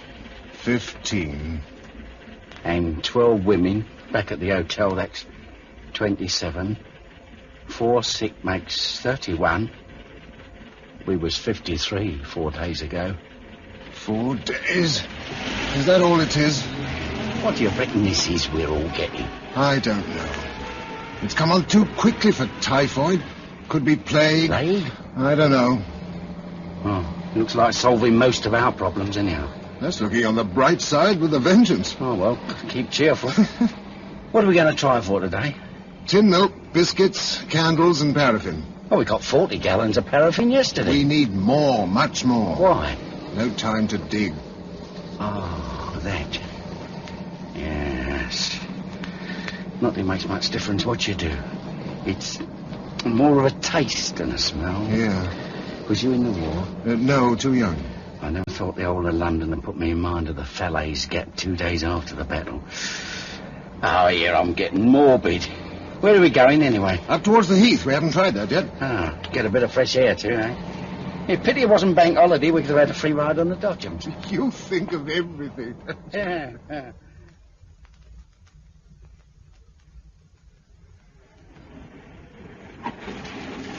Not much improvement up here. Ooh.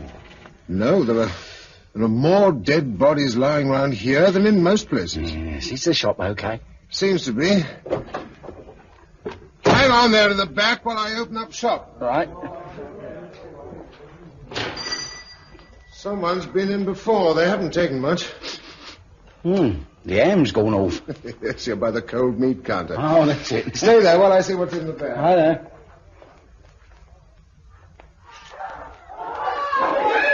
Bill! Triffids attacking the truck. Oh. Jump off and run for it! Come on, quick, towards my voice! Come on! By the window! Oh, no.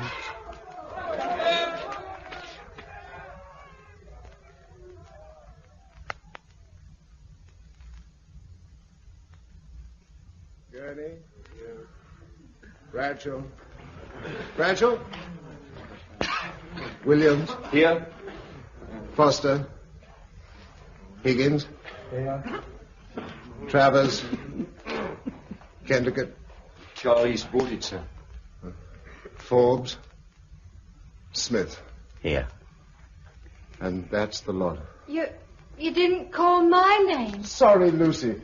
Are there any more women upstairs? Not now. 7 of us, all told. And all my fault. How do you make that? I ought to have known there were Triffids up in the Heath. I ought to have taken a Triffid gun up with me. You can't think of everything. Besides, the Triffids only got 8. You know what's taken the others. Yes, I know. Does anyone want anything? Otherwise, I'll go to bed. No, mate, we're okay. We don't need much. That's funny. The clocks, they still go on. Ah, them that's worked by clockwork will, Lucy, until they're all run down.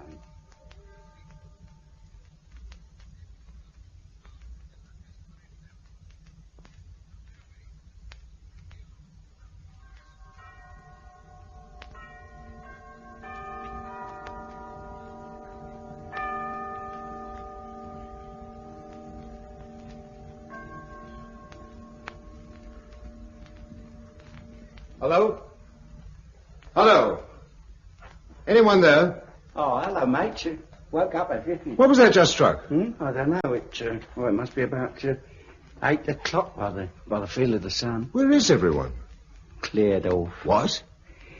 That kid Lucy took ill in the night. And the others got the wind up and said the place was unhealthy and they pushed off to find somewhere else. And Lucy?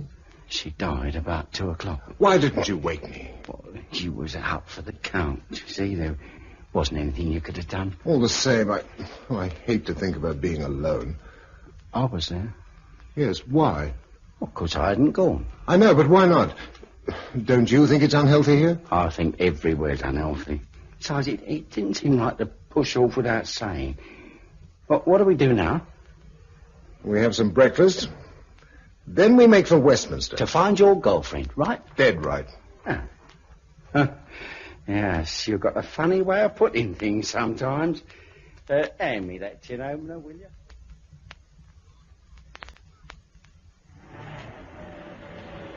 Where are we? Vauxhall Bridge Road, outside the cinema. Vauxhall Bridge Road, yeah. They used to have trams here once. Used to have people, too. All empty, is it? 1 or 2 lying round. Oh, no! Get out! Get out!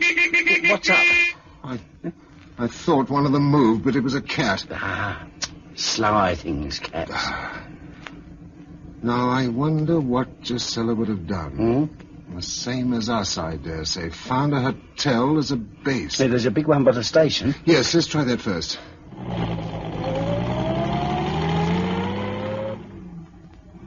Are all the buses still in the station yard? Yes, all standing there empty. Yeah, Victoria Station. Trains for Paris and the continent. I've taken 10 minutes to do these few yards on a busy day. Yeah. Hey, where are we now? Turning into Eccleston Street. Now, here's the hotel and a woman outside it. Your girl? No, she's old, but alive. Have you... You keep away. These tins are my tins. These tins are my tins. These tins are my tins. I shouldn't bother with that one. It's coffee. Oh. Yeah, this one's baked beans. No. I'll open them for you. Give me the tin. Give it. Were you with the party? Give me the tin. Tell me, then, were you with the party? Yes. Led by a girl? Give me my tin. In a moment. Was there a girl who could see? Yes. Now give me... What happened to her? They all got ill and died, and then she went away. Oh. She wanted to take me, but I wouldn't go. Where's the point? When did this happen? Yesterday. Give me my tin. Is that all you know? Yes, my tin. Here you are. I've opened it. What's the matter? I can tell you that, mate, even without eyes.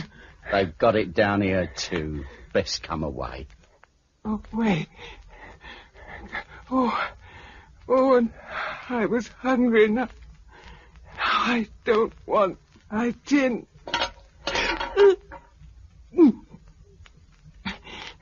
That girl was a good girl. She stayed with us. Now go.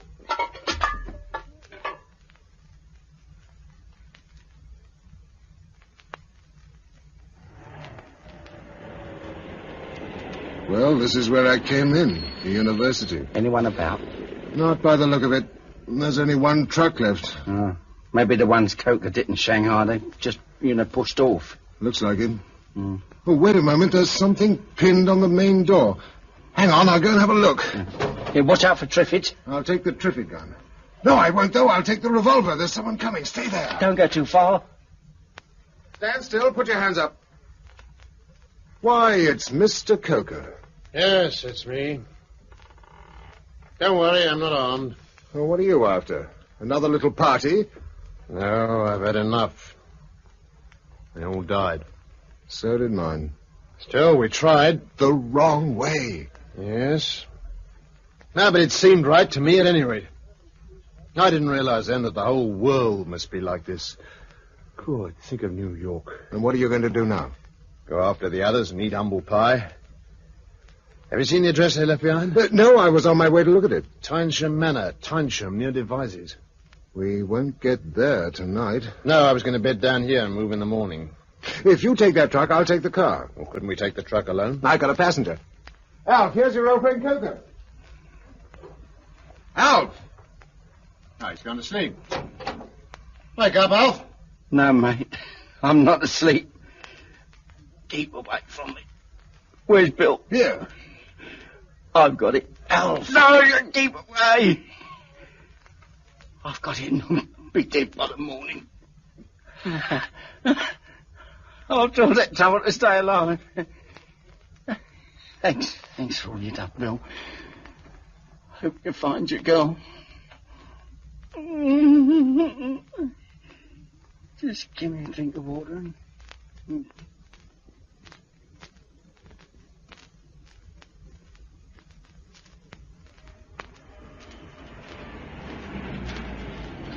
Time for food? Yes. 12:30. Oh, we made good time, considering. Where are we exactly? It's about a mile before we turn off on A361 to get down to the Devices. It's hot in here. We might as well sit on the grass. Watch out for Triffids. We'll see them coming on this downland. It's a bit of luck we've got this anti-Triffid gear on board. No, it isn't. I put it there. That's why they didn't take this truck. They thought I was an alarmist. Biscuits? Oh, thanks. What's to go on them? Pate. Beer? Ah. Here's the opener. Here, where'd you find these tankards? In the Athenaeum. Oh. Bishops have drunk from them. I feel better. It's getting to London. Yes, out here it might be any summer's day. Less traffic.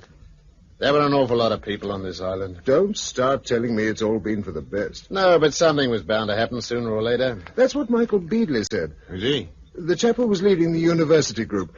They had some interesting theories. I can't wait to see how they worked out. Polygamy, among others. 3 wives per man. That wouldn't work. I tried it once for a bit. What? Polygamy? No, marriage. Took me all my time to keep one in order.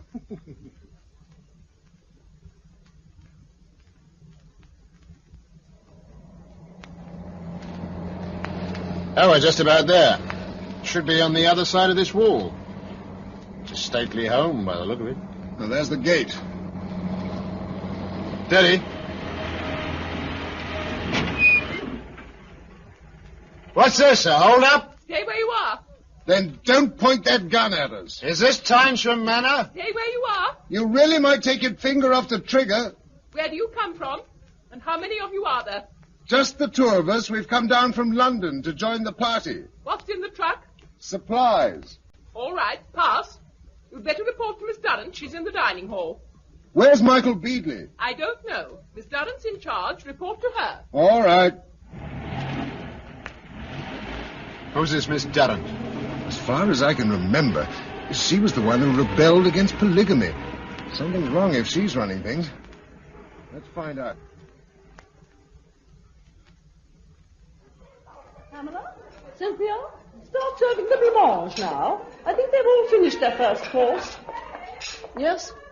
What do you want? Miss Durrant? Yes? We've just arrived from London. Can we have a word with you? One moment. Pam, make the helpings larger. We don't want any left over. Yes, Miss Durrant. Now, what is it? Mr. Coker and I have just arrived. We want to know the form. Mr. Coker? Aren't you the man who led the raid on the university building? I am.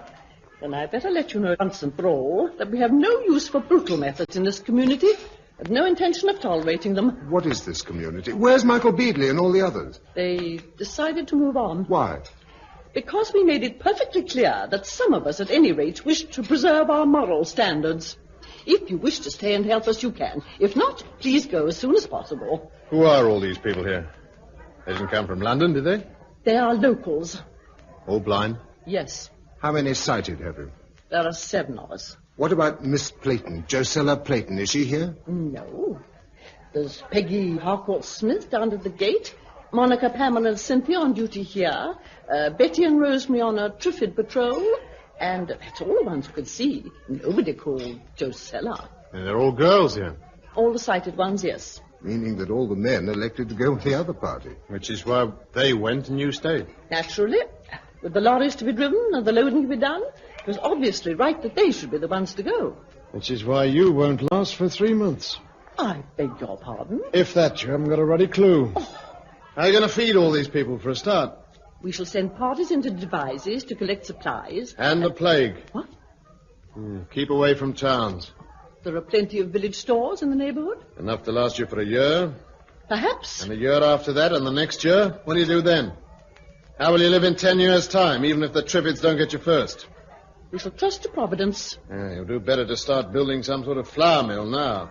The wheat will be ready for harvesting in a few weeks. For heaven's sake, can't you see you've got to change your whole way of thinking or go under? I can assure you that we propose to think as we have always thought. If you disagree with our ideas, you're welcome to go and join Mr. Beadley and his friends. Where are they? Did you wish to go too? I want to find Miss Clayton. Where did they go? I really couldn't say. Well, surely they left an address. If they did, I don't remember it. I have an idea it was in Dorset, somewhere in the Beaminster direction. Now, if you'll excuse me, there's a great deal to be done. Monica, will you set the plates, please? Then some of the train girls can get busy washing them. Well? How far is Beaminster?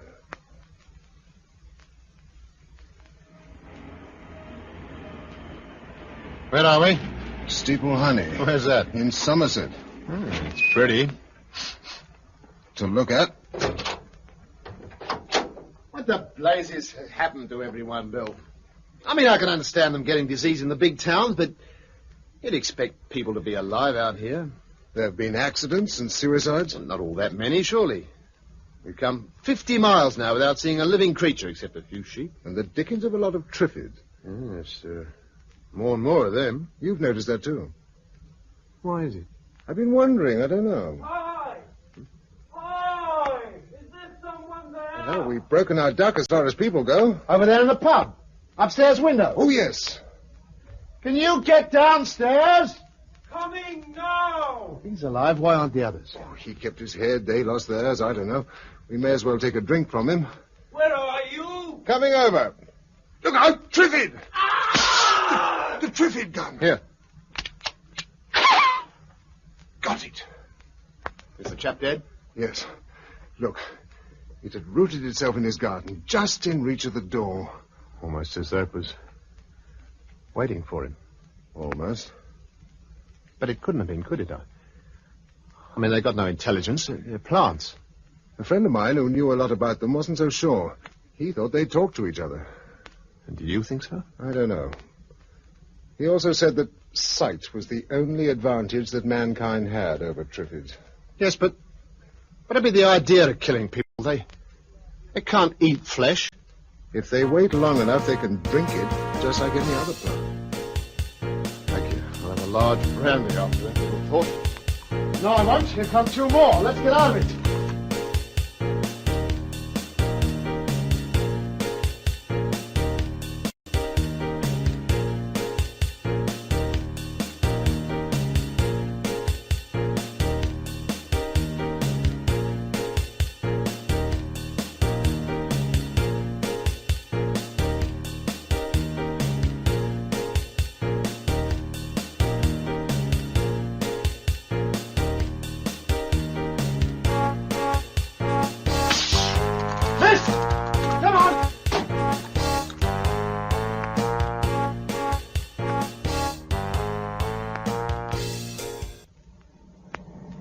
Beaminster welcomes careful drivers. Let's hope somebody else does, too.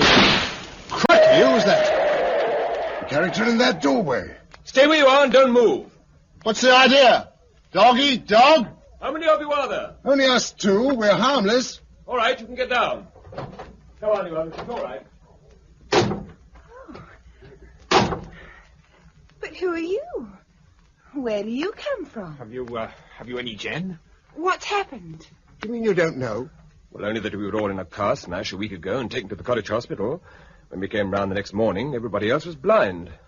Oh, my name's Stephen Brennell, and I'm supposed to be a stockbroker. This is Vera Paul, a girlfriend of mine, and this is Sid Farrer, who used to run a radio shop. Pleased to meet you. My name's Bill Mason. This is Jack Coker. How do you do? What about the others? Well, they're up at the manor. They broke their legs. Who? The others who were in the accident. But haven't you seen a large party? A man called Michael Beadley's leading them. No, not a sign. We've been all round, 15 or 20 miles radius. Oh, my boy, we've been ahead. Miss Durrant. Bless her. Look, supposing you come back to the manor with us. Then we can all put each other into our respective pictures. Oh, fair enough. Lead on. Then you see see, I've started the machine gun so that it fires from this window covering the drive, and a mortar here to deal with anybody beyond the shrubbery where we can't see them. Well, that takes care of this side of the house. But why? Well, there's bound to be trouble sooner or later when stocks run low in the cities. We've been expecting gangs out any day. You haven't seen the cities. They're emptier than the countryside. What? Do you mean nobody in them? Yes, darling, that's exactly what he means. Well, that only shows what I've been saying all along. We've got to wait for the Americans. What Americans? Well, they're bound to come sooner or later. I mean, you know, like in the war and the food parcels and all that. They won't be coming this time. How do you know? Well, because they were all out watching the comet or whatever it was as well. They're as badly off as we are. Maybe worse. They had more Triffids and less canned food in these deep freeze days. But all the same, they are the Americans, aren't they? I mean, they're bound to come sooner or later. Look, you've got to get it into your head. There are no Americans. But there must be Americans. It's no good. You'll never convince her. Here, have a drink, darling, and keep quiet, eh? I believe it, though. That's why there was nothing on the shortwave. It's a bit paralyzing. What the blazes do we do about it? Oh, can't we just stay here and wait? No, we very well can't. I don't swear at the girl. No. I'm sorry. I'm apt to blow my top a bit. Ask Bill here. He's noisy but harmless. Yes, it was being noisy that saved me. I never told you that, did I? On the night of the comet, I was down in Rotherhithe doing a bit of organizing in a strike. The police turned up, so I hid in a cellar all night. Crime pays. And all the same, if we don't stay here, where can we go? My suggestion is Tynesham, where we've just come from. Why? Oh, I know you've got the girl to look for, Bill. That does give you a reason for swanning about the country. But for the rest of us, there's no point in staying here until our supplies run out. That'll take some time. Yes, but by that time, we must be self-supporting. Well, there's some good farmland round these parts. But there aren't enough of us to farm it. Well, I don't know. We might make a go. It's not good enough just to make a go. You've got to realize that this will last forever, that you've got to make entirely new lives. Oh? Look, one of the things man must have if he's to progress is leisure. Leisure. Time to learn, to study, to experiment. Oh, that's true. There are only 6 of us here. We may get 1 or 2 more in, but even that won't give us enough. Well, it means that every single person will have to work all day just to keep himself alive. Well, there's lots of machinery lying around. Yeah, but in a few years' time, there won't be any petrol or oil. We'll have to find horses and breed from them and learn how to shoe them. And later, we'll have to learn how to smelt iron and make horseshoes. Some job. When the candles give out, we'll have to live in the dark unless we've discovered how to make fresh ones out of tallow. Candles are made of wax. I do know that. And wax is made of paraffin. Now, we got a chance to live on capital for a few years, but if we don't take the opportunity it gives us to learn, we shall become peasants. Our children will be savages, and theirs will be back in the Stone Age. Yes, but how are we going to Tynesham help? Well, there's more than 60 people there. Most of them are blind, but they can be trained to help. We'll be a society, growing and developing, instead of a desperate garrison with nothing to look forward to. Are you on? Yes, I am. Me too.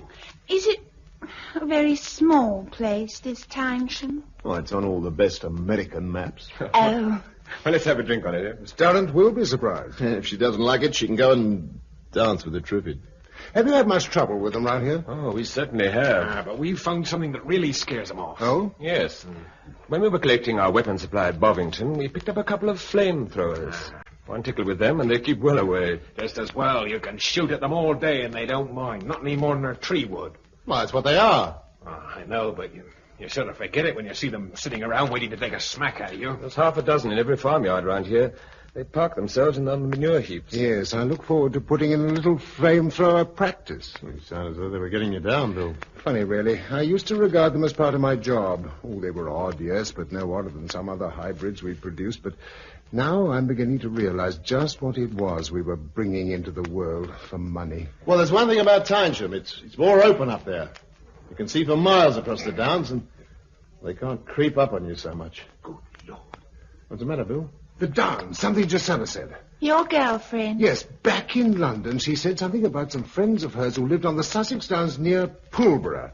That was where she suggested we might go. I bet that's where she is. Unless... What? No, nothing. Oh, I know. Unless she's caught the plague and died. She might have done. But all the same, you're starting for Pulborough in the morning. I don't blame you, chum. In fact, I wish you luck. The day after the others decided to go to Tynesham, I set out for Sussex. That morning the weather broke and the rain was falling in sheets as I said goodbye to Coker. Dorchester, Wimborne, Ringwood were drenched and deserted. The only life I saw besides the occasional Triffid were 2 blind ponies in the New Forest. After Rumsey, the sun came out, but the utter loneliness was beginning to get on my nerves. I even thought of turning round and going back to the others. But suddenly, as I passed through a village not far from Southampton, a small figure bounded out of one of the garden gates and came running up the road towards me, waving both arms. Hello, who are you? My name's Susan. I'm 9. Will you come and help me, please? Are you alone? There's Tommy, but something's happened to him. One of those things hit him. He's lying in the garden, look, and the thing's still there. Put your fingers in your ears. I'm going to shoot the top of it.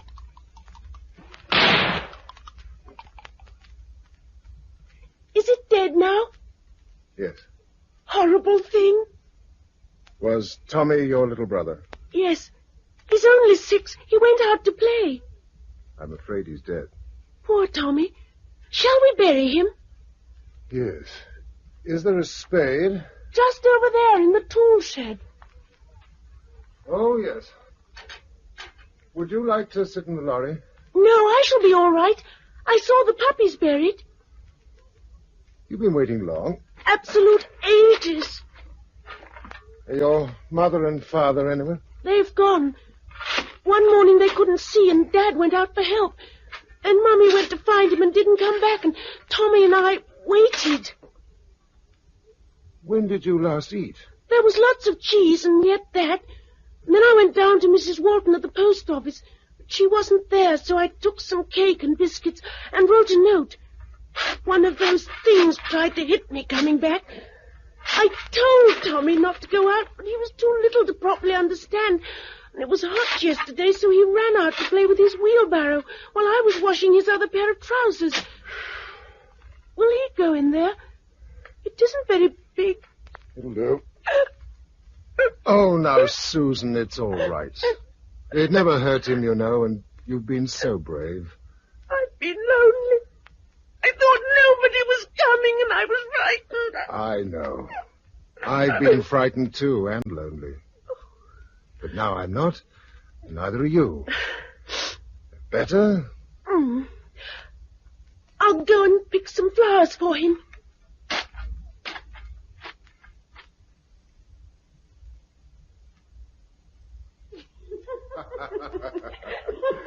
What else would modern like? A purple velvet tea gown trimmed with lace, a hat with fruit on it, or a nice comfy corset. You are funny. Oh, thank you, Susan. Now, if you've got all the clothes you need, we'd better push on. Chichester's a nice town, but we're a long way from where we're going. Where are we going? To find a farm near Pulborough. What for? I'm looking for a lady. What sort of lady? Is she pretty? Yes. Good. Come on. We don't want to wait around here. No, it smells, doesn't it? It does. I suppose it's all the dead people. Yes. There was one in that shop. I know. She hadn't been stung by one of those things, though. She'd fallen down the stairs and broken her neck. I looked. Oh, dear. You don't want to worry too much about these things. I wasn't. I said, oh, dear, because it's going to rain again.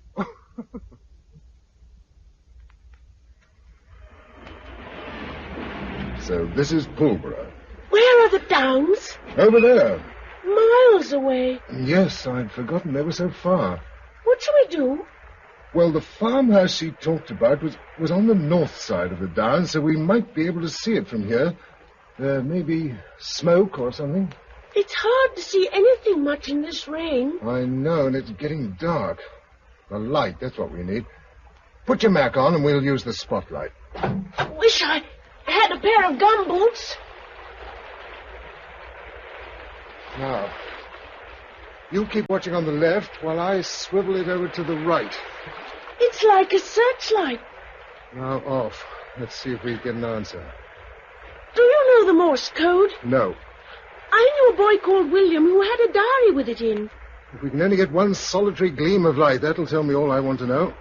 Now again. Left. And right. Left. And right. Cover it up! I saw something! Well. Right over on the left. There it is again, look! Yes, you're right, Susan. You're right. Is it her? It's got to be. If you only knew the Morse code, you could ask her.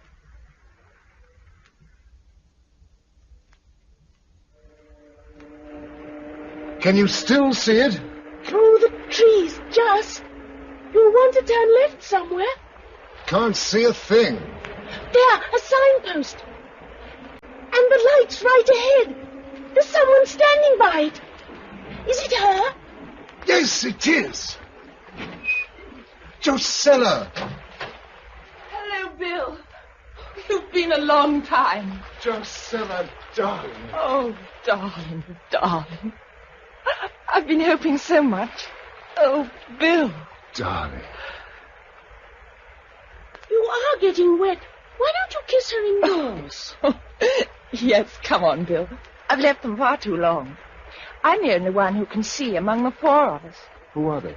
Dennis and Mary Brent. They were my friends, and it's their farm. And Joyce Taylor, who is staying with them. Come indoors.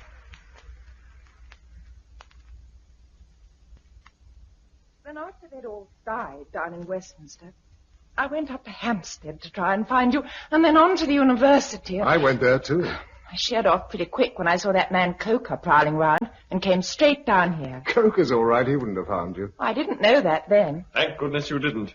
If you hadn't come quickly, it would have been the end of us. And to crown everything, Mary was having her baby, and the house was surrounded by Triffids. Joyce was wonderful. How is the baby? They're both doing well. And it isn't blind. So now we have 4 pairs of eyes. 2 grown-ups, 1 little girl, and 1 baby. And 3 blind encumbrances. Shut up, Dennis. No, I'm sorry. I don't know you well enough to say that to you, but you aren't encumbrances. You can't afford to be. All right. But what happens next? Next, I shall go to bed. Tomorrow, we'll sort out what needs doing. It's still raining. We needed it. What for? The vegetables. Ooh, this is an extremely comfortable bed. They were quite well off, Dennis and Mary. Poor things. They aren't now. Better off than some. Yes. Is it terrible everywhere? Everywhere except here. I know. That's how I feel. Oh, Bill, thank heaven you came. I was terrified you wouldn't be here. And I was afraid you'd got the plague and died. But you didn't. You haven't. It's funny to think that we're only at the beginning of our troubles. Thank you. That's a charming thing for a girl to be told on her wedding night. What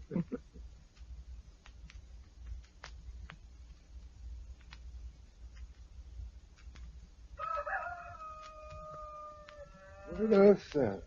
Oh, hello, darling. You're up. It's past milking time. You've been doing it? Yes, I'm teaching Joyce. But it's tricky for her, especially as the cows are blind, too. Hello? Can I come in? Isn't it a lovely day? Can I go out? Yes, I suppose so. No, wait. Let's see how many Triffids there are sitting round. They tend to come nearer in the night. Oh, there's one by the gate. Another in the head. 2 by the cow shed. Beastly things. How'd you like to do something about them, Susan? I'd love to. I've still got all that anti-Triffid gear in the truck. Come on, Susan. The Triffid season is open. Whoopee! 3, 4, 5 cups. How's that, Joe? Fine, darling. Except one's right on the edge. No, not anymore. Oh, Lord, I can't even do that. Oh, Joyce. One step up, Dennis, and you're in the house. All right. You can let go now. I know my way round. Well, we've toured the estate. And I've sliced the tops off 27 Triffids. Dead eye, Susan. I love killing them. I'm going to go out every day, Gisela, and kill as many as I can, and keep a record, can I? I shouldn't think there'd be many left soon. They'll last for a bit. Tea up. Nearly. But we'll have to hurry. Give the cows to get in, the baby to bath. I can do that. Not yet, darling. The butter to make, the water to draw. And I've got to unload the truck before tomorrow. Why? Where are you going? Out on the scrounge. Farm implements, petrol, all manner of things. Can I come? No. There's a lot of heavy carrying to be done. Are you up to it, Dennis? If you think I'll be any use. Of course you will. You can take one end of a 40-gallon drum as well as the next man. Thank heaven.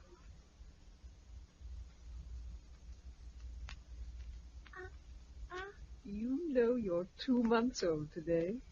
Yes, you are. Yes, you are. Gisela, is her hair really blonde? Actually, it's beginning to go a bit dark at the roots. He's ready. Tea. Hello. Tea. All right, don't shut the place down. I was washing. Oh, sorry. We thought you were in the fields. The tractor's bust. Oh, no. Anything serious? Fairly. Pass the bread round, Susan. Is this the new batch? Yes, I put more soda in it. It's a jolly sight nicer than what we used to have in the old days. 2 months ago. They seem like the old days.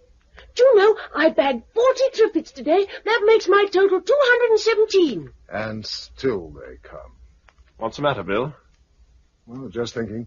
I'll come over tomorrow if you want tractor fuel. No, I'm going on another trip tomorrow. Coal? No, I'm going over to Tynesham. That place in Wiltshire? Bill, why? To fetch back 2 trucks and their drivers. You mean you want us all to go over there? Yes. I'll start early and take the sports car. I should do the round trip in a day. But I like it here. So do I. Besides, we've been making a pretty good go of it. No, Joyce, we haven't. We've all been working our guts out to keep the place clear of Triffids and producing just about 1/16 of what we eat. We're storing nothing. We've stocked no firewood for winter.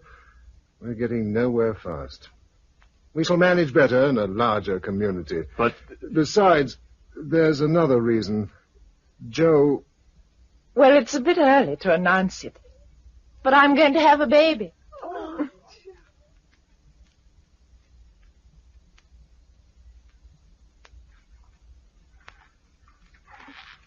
Joyce, how can you tell when it's butter without being able to see? I can feel it change. You're all getting awfully good at things. Well, the sun's set, hasn't it? Nearly. When will Bill be back?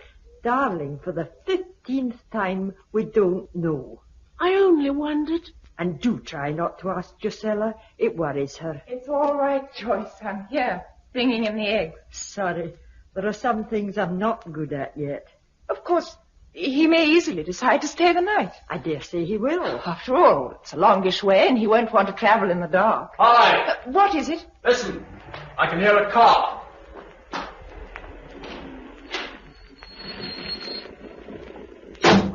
Oh, Bill, darling, how marvelous. You just made it before dark. Yes. Hello, Joe. Hi, Bill. Good trip? I got along pretty fast. What's wrong? We won't be going to Tynesham after all. It's finished. Finished? They got the plague by the look of it. Oh. Some must have got away because they took the trucks. I think they'd left a message on the door, but it had blown off all except one corner. Anyhow, there was nothing alive in sight except a few Triffids growing in the drive. Then what do we do? We stay here. We learn how to support ourselves, and we go on supporting ourselves. For the rest of time, if necessary.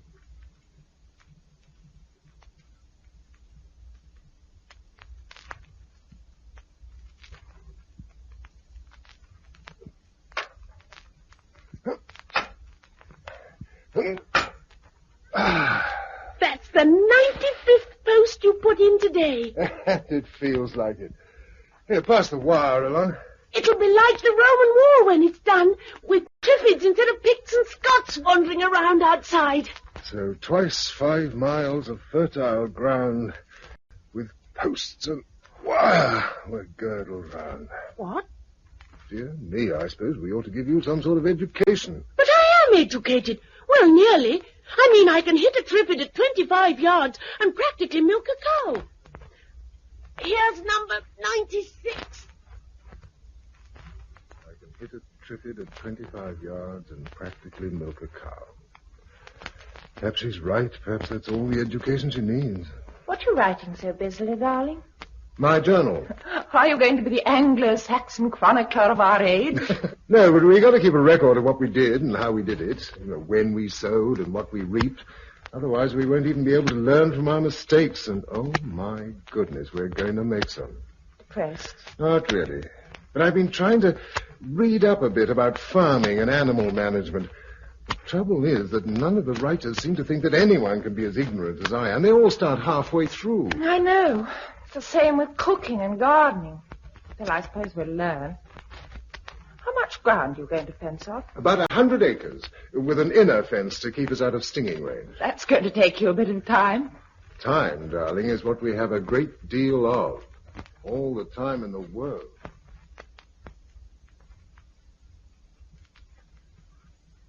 September the 24th. We've completed the fences, and all Triffids are now outside where they can stay. This means that Susan can now spend more time on farm work. She's bitterly disappointed. We've harvested 20 sacks of corn, which we winnowed in a rather primitive manner. I must now find out how to grind flour. Perhaps a windmill. I saw a covey of partridges today flying over the stubble, but had no gun. The 12th of December. I'm writing this because Bill was knocked down and trampled on by a horse he was trying to catch. He's not badly hurt, but it'll be several days before he's up and about. It's a nasty reminder of what might happen if one of us became seriously ill. We live on the edge of disaster. But I must say I feel very well, in spite of my ever-increasing size. Food stocks are as follows. The 2nd of March. At 2 o'clock this morning, I delivered our baby. Josella was wonderfully brave and did most of the work. None of the books were any good at all, but luckily it seemed fairly obvious what was supposed to happen at each stage. We've called him David. He weighs 6.5 pounds on the kitchen scale.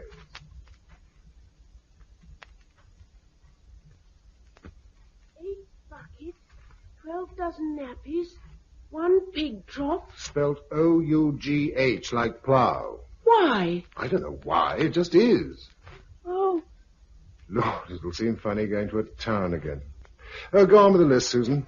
1 gross razor blades, 20,000 vacuum-packed cigarettes, 10 pounds ditto tobacco, 10 tins ditto sweets. I didn't put that in. I did. That's fair, Bill, if we're having cigarettes. Besides, I like sweets, too. Oh, do you, Mary? All right, carry on. That's the lot. Good.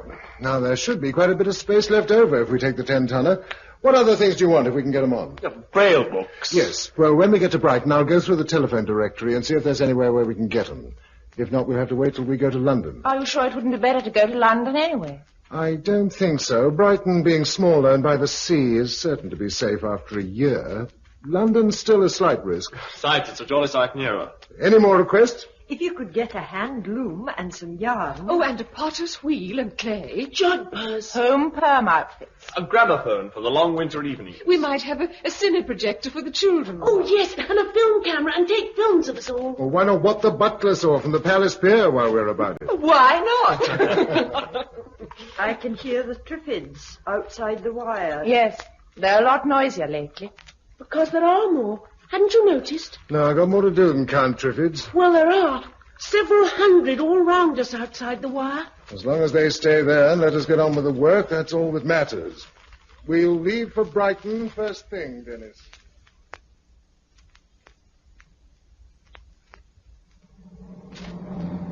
It feels like a good road. It is. Remember it?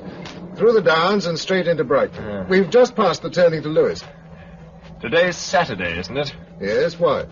Think of the traffic there'd have been a year ago. I know, and now not a thing in sight. Hello. Yes, there is. What's wrong? About 50 yards ahead, there's a roadblock, and somebody's painted "Keep Out" in large letters right across. They've no right to do that. Someone fired at us, didn't they? Yes. Quick, help me out. Quick. Steady, steady. They weren't trying to hit us, or they'd have succeeded. But all the same, we'll take their advice. Where shall we go? London. You said it wasn't safe. Safety's relative.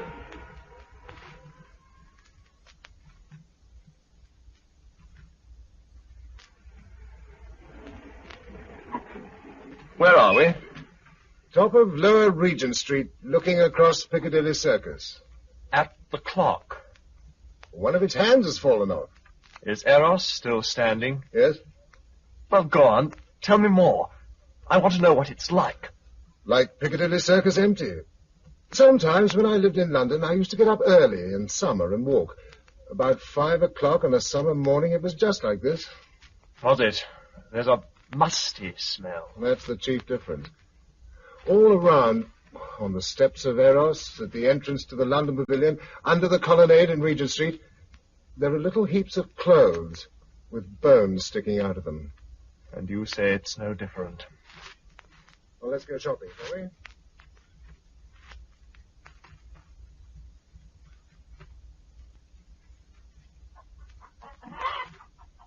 Where are the sweets, Bill? Where are the sweets? Buried under 50 yards of good, serviceable, moth-eaten cloth at the back. Oh, you are a beast. Is it really moth-eaten? It may be. We chose the best we could find, but moths and cockroaches are the only things left alive in the big stores. Oh, I don't know. We were glad of their company. The silence was fantastic. Is there anything else to come out tonight? The sweets. Oh, here you are. Here's an odd tin I left out. Now, run away and make yourself sick. Hand them round, darling. As we are dealing in luxuries, we may as well have this crate of bottles out. I've got it. I'll take it. Oh, I've got something else for you. What on earth is it? What the butler saw. Bill, it's the Rokeby Venus. Plus a Canaletto, a constable, and a Franz Hals. Well, nobody seemed to want them, so I pinched them from the National Gallery.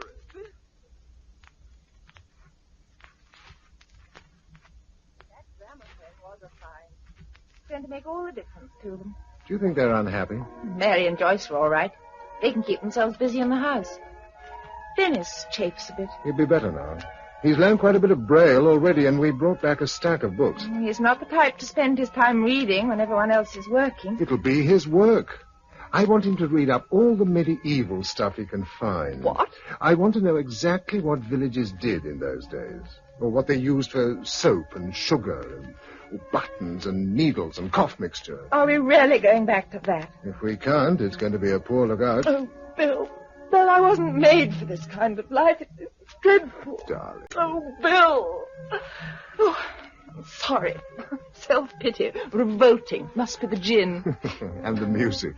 After all, we've survived a year, and we're better off than we were when we started. Better off by David, at any rate. Oh, and 1,000 things. There's the mill and the animals, and the garden really beginning to get organized. And you. Yes, as long as we stay together, I don't see how things can help you. What are we going to drink for breakfast when there's no more tea or coffee? Beer. Jolly good show. You, my girl, will go on drinking milk. Swizz, how will we make the beer? Brew it from barley. What's the lower field looking like? Pretty healthy. I've been thinking of pushing out the fence to extend it. By the way, who said there were more Triffids around? Me. You were right. I've never seen so many except in a nursery. What are they doing? Just rooted there, being Triffids, but more every day. I wonder why. Do you think there's a special reason? Of course there is. He brings them. Don't point. And why should I bring them? Do you think I whistle to them in my sleep? No, but you make most of the noises round the place, sawing and hammering, and they hear you. Oh, nonsense, darling. They're plants. They can't hear. All right.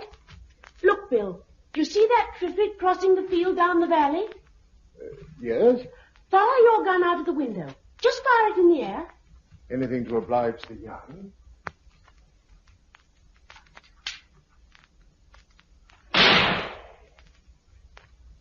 Now, tell them what you saw. The Triffid stopped moving. It's swiveling on its roots, and... Yes, now it's begun to come this way. It'll come on for about 10 minutes. Then it'll stop and listen. If it can hear the others by the fence clattering, it'll keep coming on. But if it can't, it'll turn off and go wherever it was going. You've been watching them very closely. I always watch them. I hate them. She's right, you know, Bill. But they're plants. They've no ears. They can't hear. Then they do something so like it that only a biologist could tell the difference. Don't you remember, Mary, how they broke loose and began crowding round the house the moment we all went blind? They often did that in tropical countries before people went blind. But not here. Here they were always under control, and they never even tried to make trouble until things went wrong. But then they took advantage of it at once. Why? I can remember them breaking out of their enclosures before. But not altogether. How did they break out? They crowd up against a portion of their fence until the pressure breaks it down. Oh, Bill. Their fence? Or ours?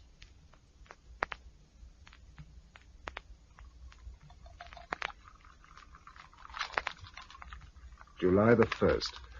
At last we found what we were looking for, an RAOC depot containing flamethrowers and fuel. I brought 4 back today, and with Josella's help we destroyed about 500 Triffids.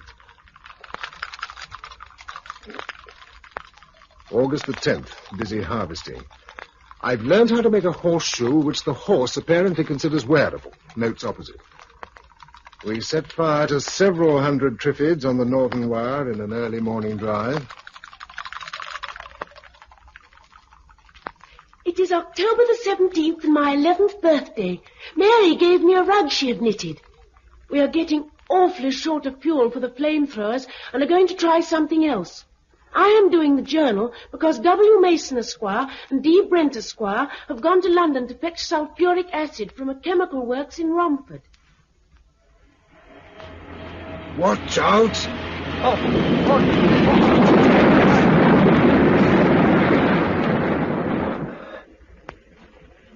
What's it? A sign that we can't come here anymore. Fainham House crashed into the street behind us. Oh. Vibration of the truck? Yes. And it'll happen again if we're not careful. This is our last visit to Piccadilly. What does it look like now? Better. How? As though it belonged to another race. Nothing to do with us. There's a sycamore growing out of a shop window, and all the pavements are covered with green moss. You can't see the fountain for willow herb and thistles. We can leave it to the antiquarians now and go home very slowly.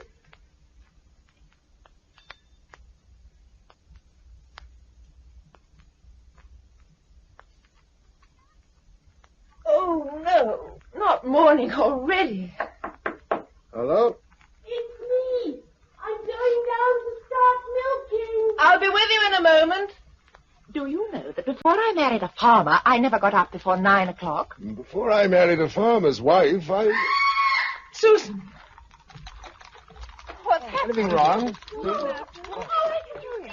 I thought I couldn't. Of course you can see. Look, it's dark down there, downstairs. Oh, the curtain's drawn. I drew them back before we went to bed.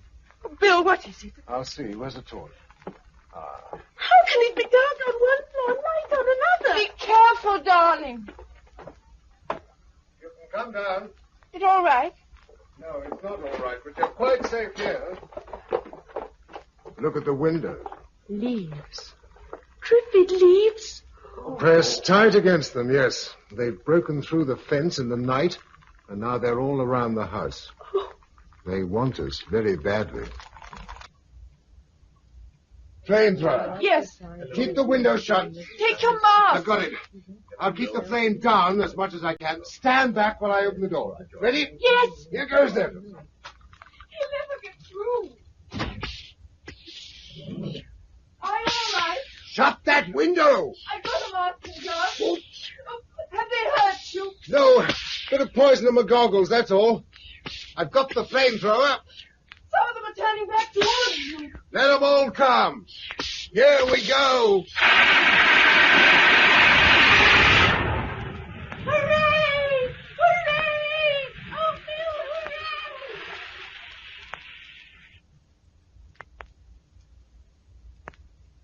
May the 20th. We've been here 4 years. We now have 5 beehives and are hoping to be able to make some mead to keep our spirits up during the winter. There was a Triffid breakthrough this morning, the first since we began spraying round the wire with arsenic back in January. Either they've adapted themselves to it or heavy rains diluted it. Dennis suggests that we should try to get hold of a second generator from somewhere and electrify the fence every so often to stop them crowding against it.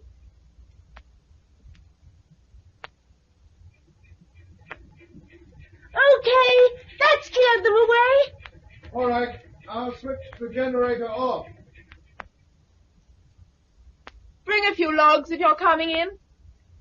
We'll have to cut some more tomorrow. I could do it by myself. No. I jolly well could. 14's too young to work a circular saw. I worked it while you were away getting seaweed. Oh, for heaven's sake, don't argue. Logs. Here you are, Joyce. Can you manage? Yes, I've got them. Oh, help us, Susan. Oh, sit down, Bill. I'll bring you some beer. You didn't run the generator for long this evening. Long enough. It's all cleared off. They don't go as far now as they used to. They know that when it's not working, they're safe. Perhaps we ought to run it more often. What on? Are you short of petrol? Yes. There used to be a place over at Henfield that had a goodish stock. Have you tried that? Not yet. I was thinking, as a matter of fact, if instead of taking the half-track, you found a tanker, you could carry a lot more. If I could get a tanker along roads that have almost stopped being roads... Well, it was only an idea. What you don't seem to realize is that in a year or two there won't be any petrol to put in a tanker or anything else. Oh, yes, I do. And I've been thinking about that, too. We need a stronger fence, then. It should be possible to build a stockade of telegraph poles strong enough to keep anything out. Possible? For who? If you could get hold of a light crane, it would help. And if I had 10 arms, it would help even more. Bill. Well, I'm sorry, but I get fed up with everybody having brilliant ideas which only need me to sweat my guts out to put into practice. Don't you think I'd like to be able to sit back and think for a change? Well, don't you? Pencils, paper, pepper, a pop gun, and a plastic pot. What? Isn't it a nice list? There are one or two other things. We can get them all in Littlehampton. Can we? Yes, tomorrow. We'll take the half-track and have a picnic by the sea. Don't be silly. I've got 1,000 things to do tomorrow. Nothing more important than this. Besides, we've never both been away together at the same time. That's why it's important. But... Susan can look after everything perfectly well.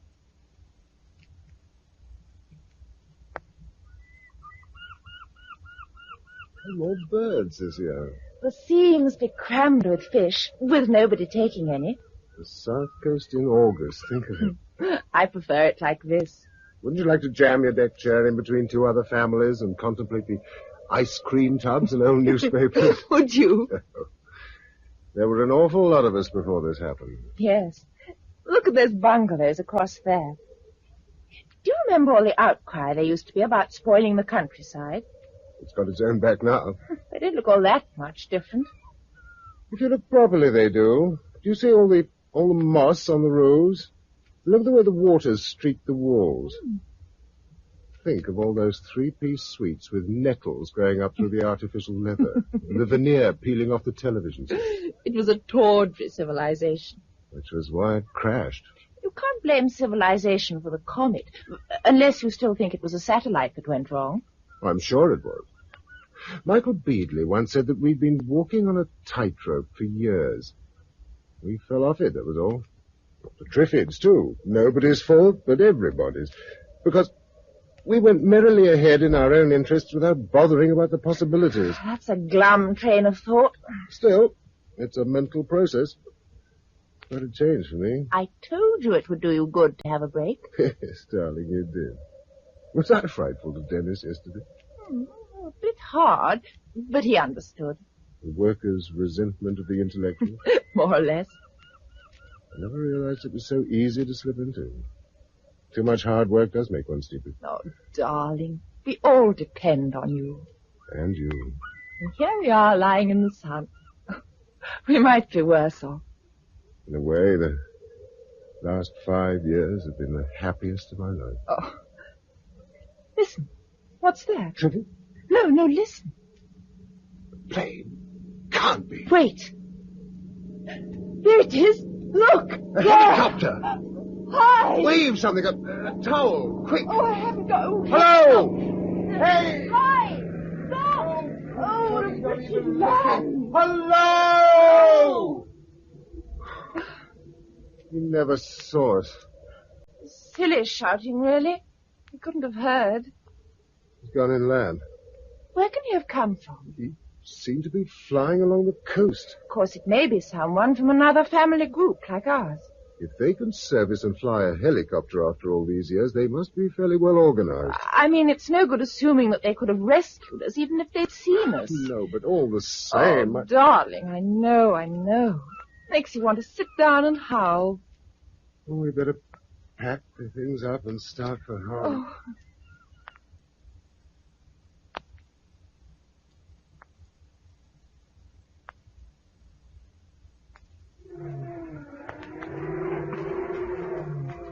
Rear wheels look clear. That's better. What made me think this might be a better road, I do not know. It's not much worse than the other. Hop up on that bank and see what it looks like ahead. If it's too bad, we'll turn around and go the other way. Well, how do you tell if it's too bad?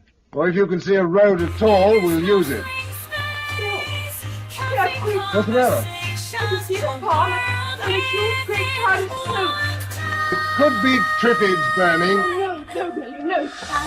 But have fire, no discussion, get the fight. Quick.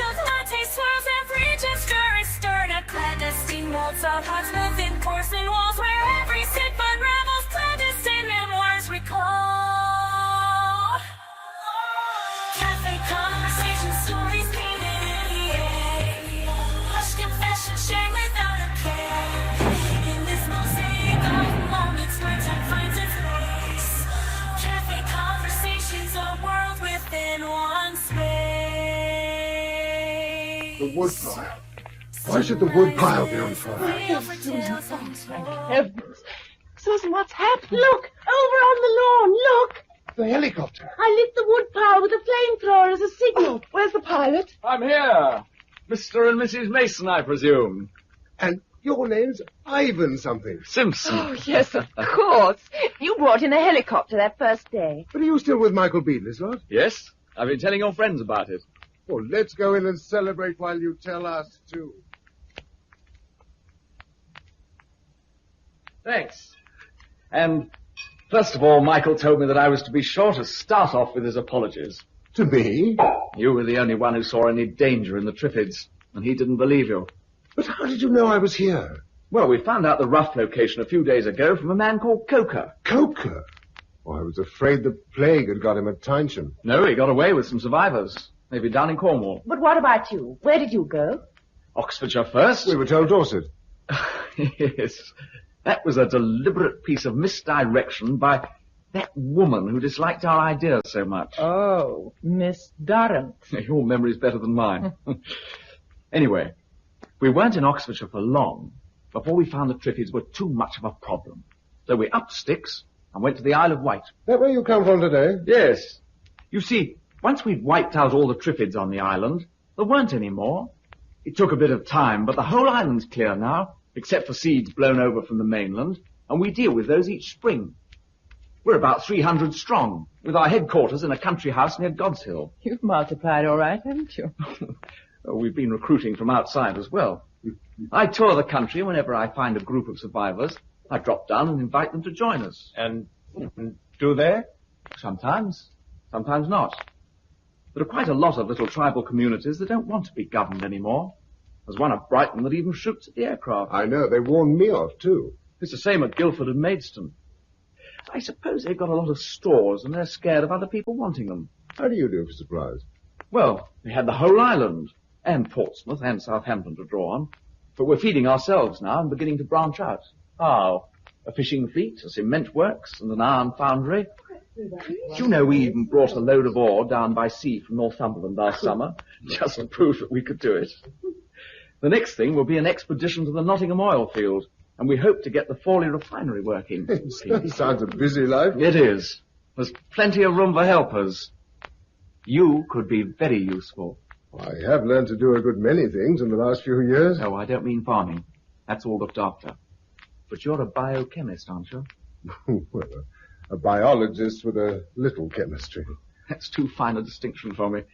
The point is, Michael's been trying to get some research going into a method of knocking off Triffids scientifically. A selective killer? Something like that. If we're ever going to extend, we've got to find one. But the trouble is that the only people to work on it are a few who have forgotten even the biology they learnt at school. What about it? Would you like to turn professor? There's nothing I'd like better. Does this mean that you're inviting us all to your island haven? To come on mutual approval. What does that mean? Well, Bill and Gisela probably remember the broad principles laid down that night at the university. We still keep to them. All of them? Yes. How do you feel about that, Gisela? I made up my mind about it years ago. Don't you remember? You see, we aren't out to reconstruct. We want to build something new and better. Some people don't take to that, and it's better to let them go elsewhere. That sounds a pretty poor offer under the circumstances. Oh, well, don't throw them back to the Triffids. No. There was a party of about 100 that split off from us and went over to Guernsey. They've cleaned it up and they're doing all right. If anyone's odd enough to prefer it. Sounds a bit dictatorial. Pioneer governments have to be. How's this council formed? The best thing is for you to come along and find out how it all works. Even if you don't like it, you'll find the Channel Isles a better spot than this is likely to be in a few years' time.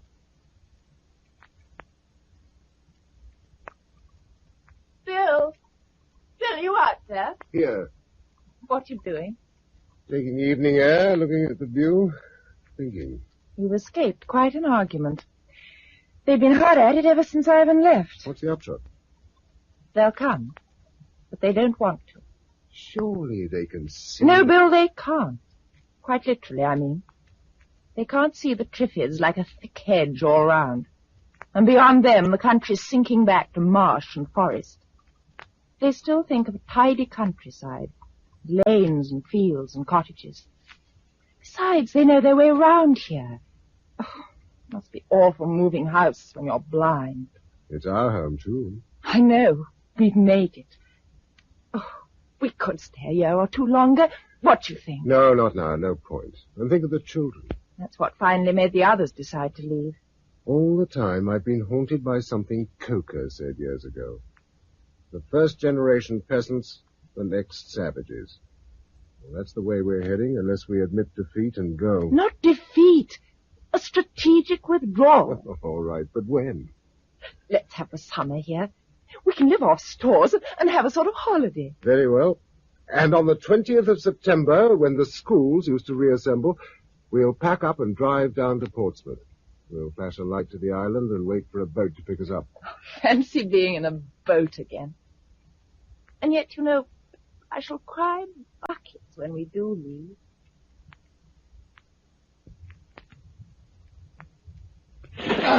That's 20 sacks. 1 ton. Put up the tailboard. I'm sorry about this. Why?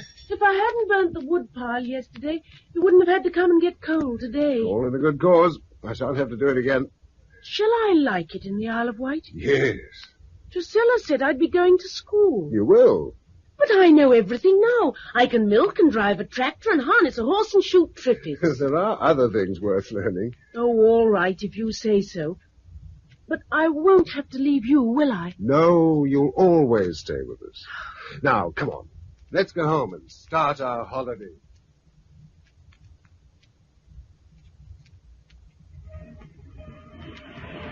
I'll open the gate. Put your mask on. Oh, it'll be marvelous never having to wear these things when we get to the Isle of Wight. I say, look, we've got more visitors. Ivan again? No, in the yard there. That's not one of our cars. What on earth is it? Well, the top part looks like a sort of caravan. There's no doubt about the bottom part. It's a tank. Here, hurry up. Let's go and find the owner.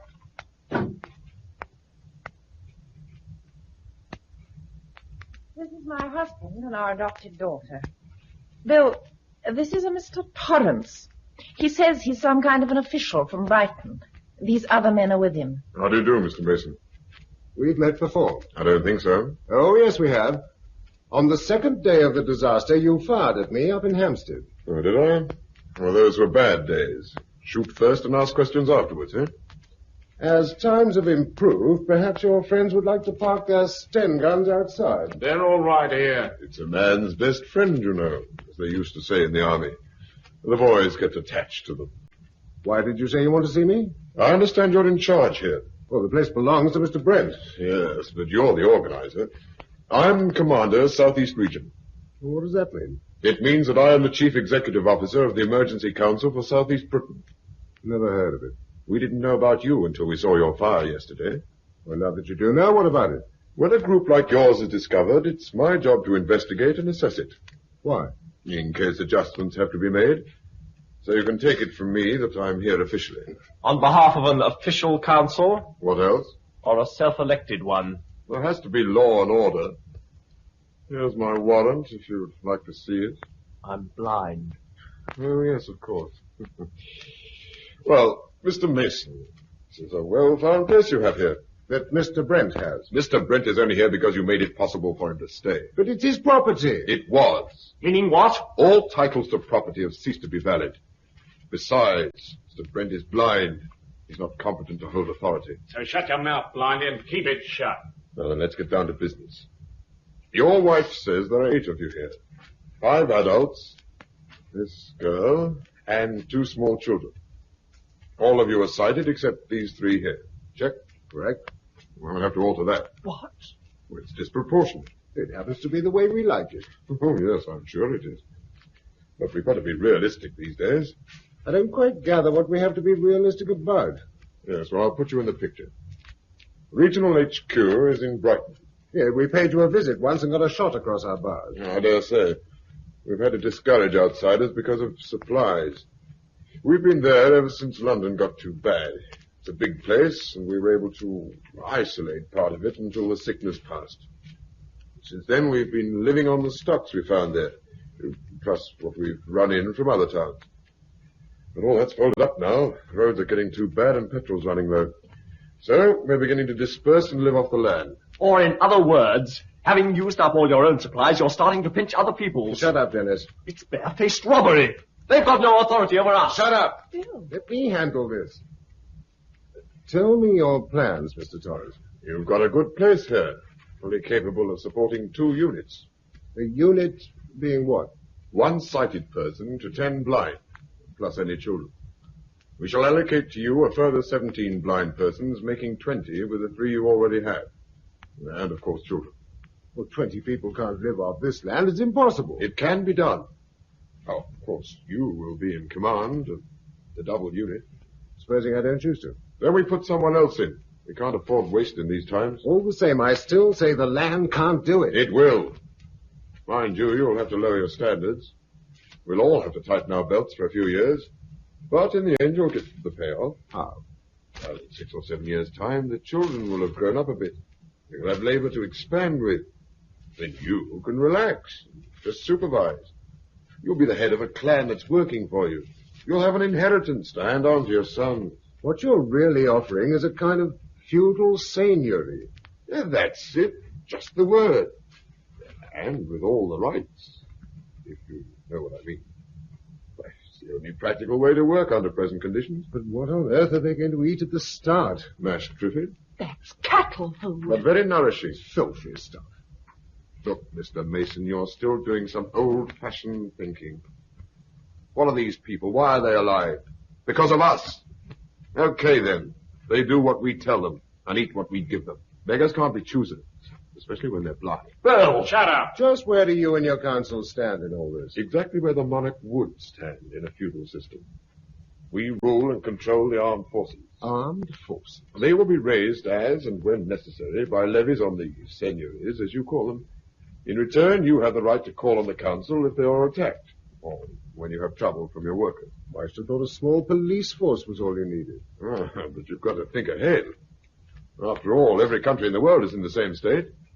One of them is going to be the first to get back on its feet, and that country will dominate all the others. It's our duty to be that country, and that is why we need an army. No. What? No. We've lived through this agony all these years, and now the man proposes to start a war. We're getting a bit tired of you, mate. You talk too much, Blindy. And I never said anything about a war. It will simply be a question of pacifying and administering tribes that have reverted to lawlessness. Unless they think of it first. Which is why we have got to be prepared. Is it all clear, Mr. Mason? Yes, I think so. You expect the three of us here to be responsible for 20 blind people and a number of children. 2, not 3. Yourself and your wife. And Susan. Sorry. The allocation is 10 per unit, and we can't make exceptions. We'll find work for her at headquarters until she's old enough to run a unit on her own. Oh, with some chap. My wife and I regard her as our own daughter. We've got to stick to the regulations. Yes, of course. Bill! Sorry, Susan, but orders are orders. Besides, you'll do all right at HQ, my girl. It's in the pavilion. Of course, we would expect certain guarantees with regard to her education and so on. Oh, naturally. There's a good deal to be thought of. Such as? Some of our equipment's wearing out. We're going to need a couple of good draft horses soon. It's difficult. We must have them. Not for a bit. Well, how do we plough? Hitch all your blinders to the plough and make them pull it. All you have to do is encourage them. You thought of everything. That's what the council is for. What about housing? Well, we'll bring up a couple of prefabs and put them up for you. Oh, thanks. Well, that will be a help. Anyone who cooperates with us can be sure of every possible assistance. It'll be quite a relief in a way, not to be entirely on our own. Well, now, I dare say you'd like to see round the place. We're rather proud of our anti-Triffid fence. Then we'll have a drink or two on the deal. How's that? Well, that's fine. But we can't stay too late. I'd better have a wash first. I'm covered with coal. Susan, start showing Mr. Torrance and his friends round the estate. Me? Yes. It'll give her a chance to get to know you. I'll join you in a moment. This way. Right.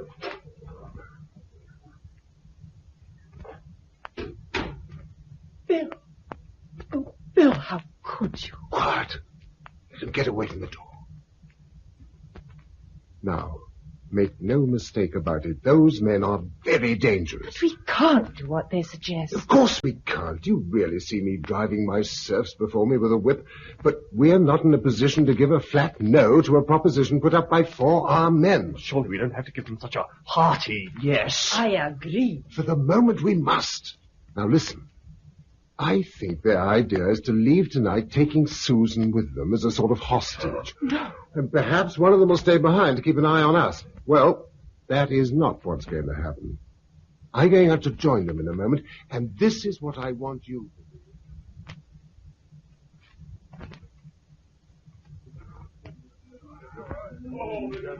Very good, very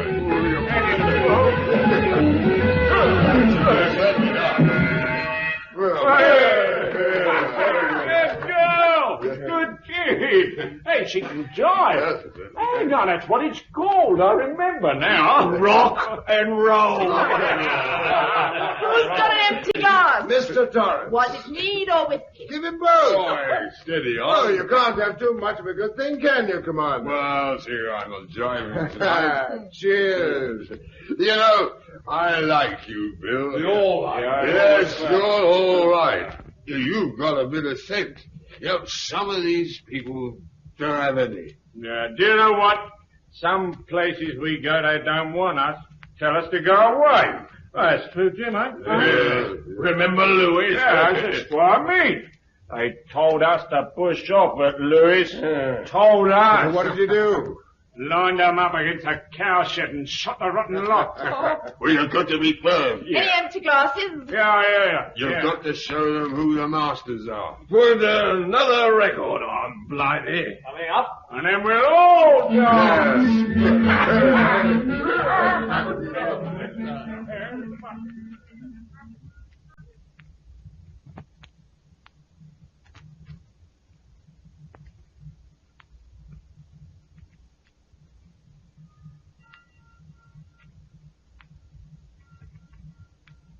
Fella, already?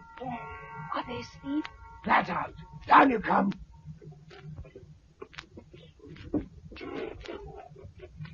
The half-track's in the garage. Mary, Dennis, Joyce, and Susan get in the back. You've got Jean, haven't you? Yes, she's asleep. Keep her that way. Shall I bring David in front? Yes, go on now. I'll follow. Mummy.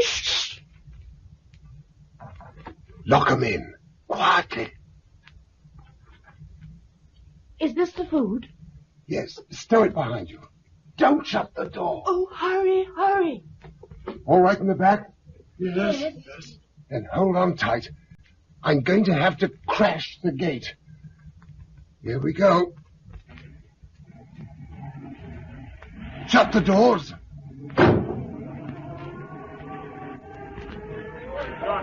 They're awake.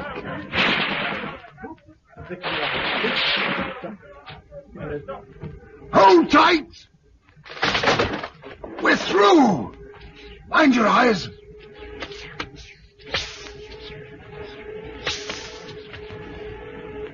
We're past the Triffids. Right. What's the matter? Why we stop? Oh, go on, Bill. Go on. It's all Bill, right. Bill. I just want to see whether they follow us. If they do, we'll have to make a detour before we go to Portsmouth. Of course they'll follow us. I don't think so. They're out of the house. They're climbing into their machine. Oh, Bill, let's go. No, Bill. wait. They've switched on the headlamps. Hello? What happened? Quick, let's get away. Listen.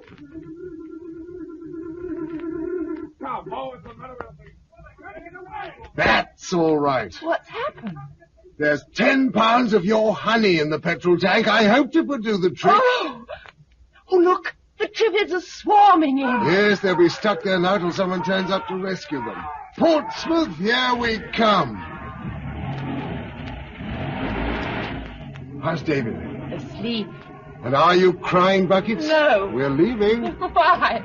I've got all I want. And someday we'll be coming back.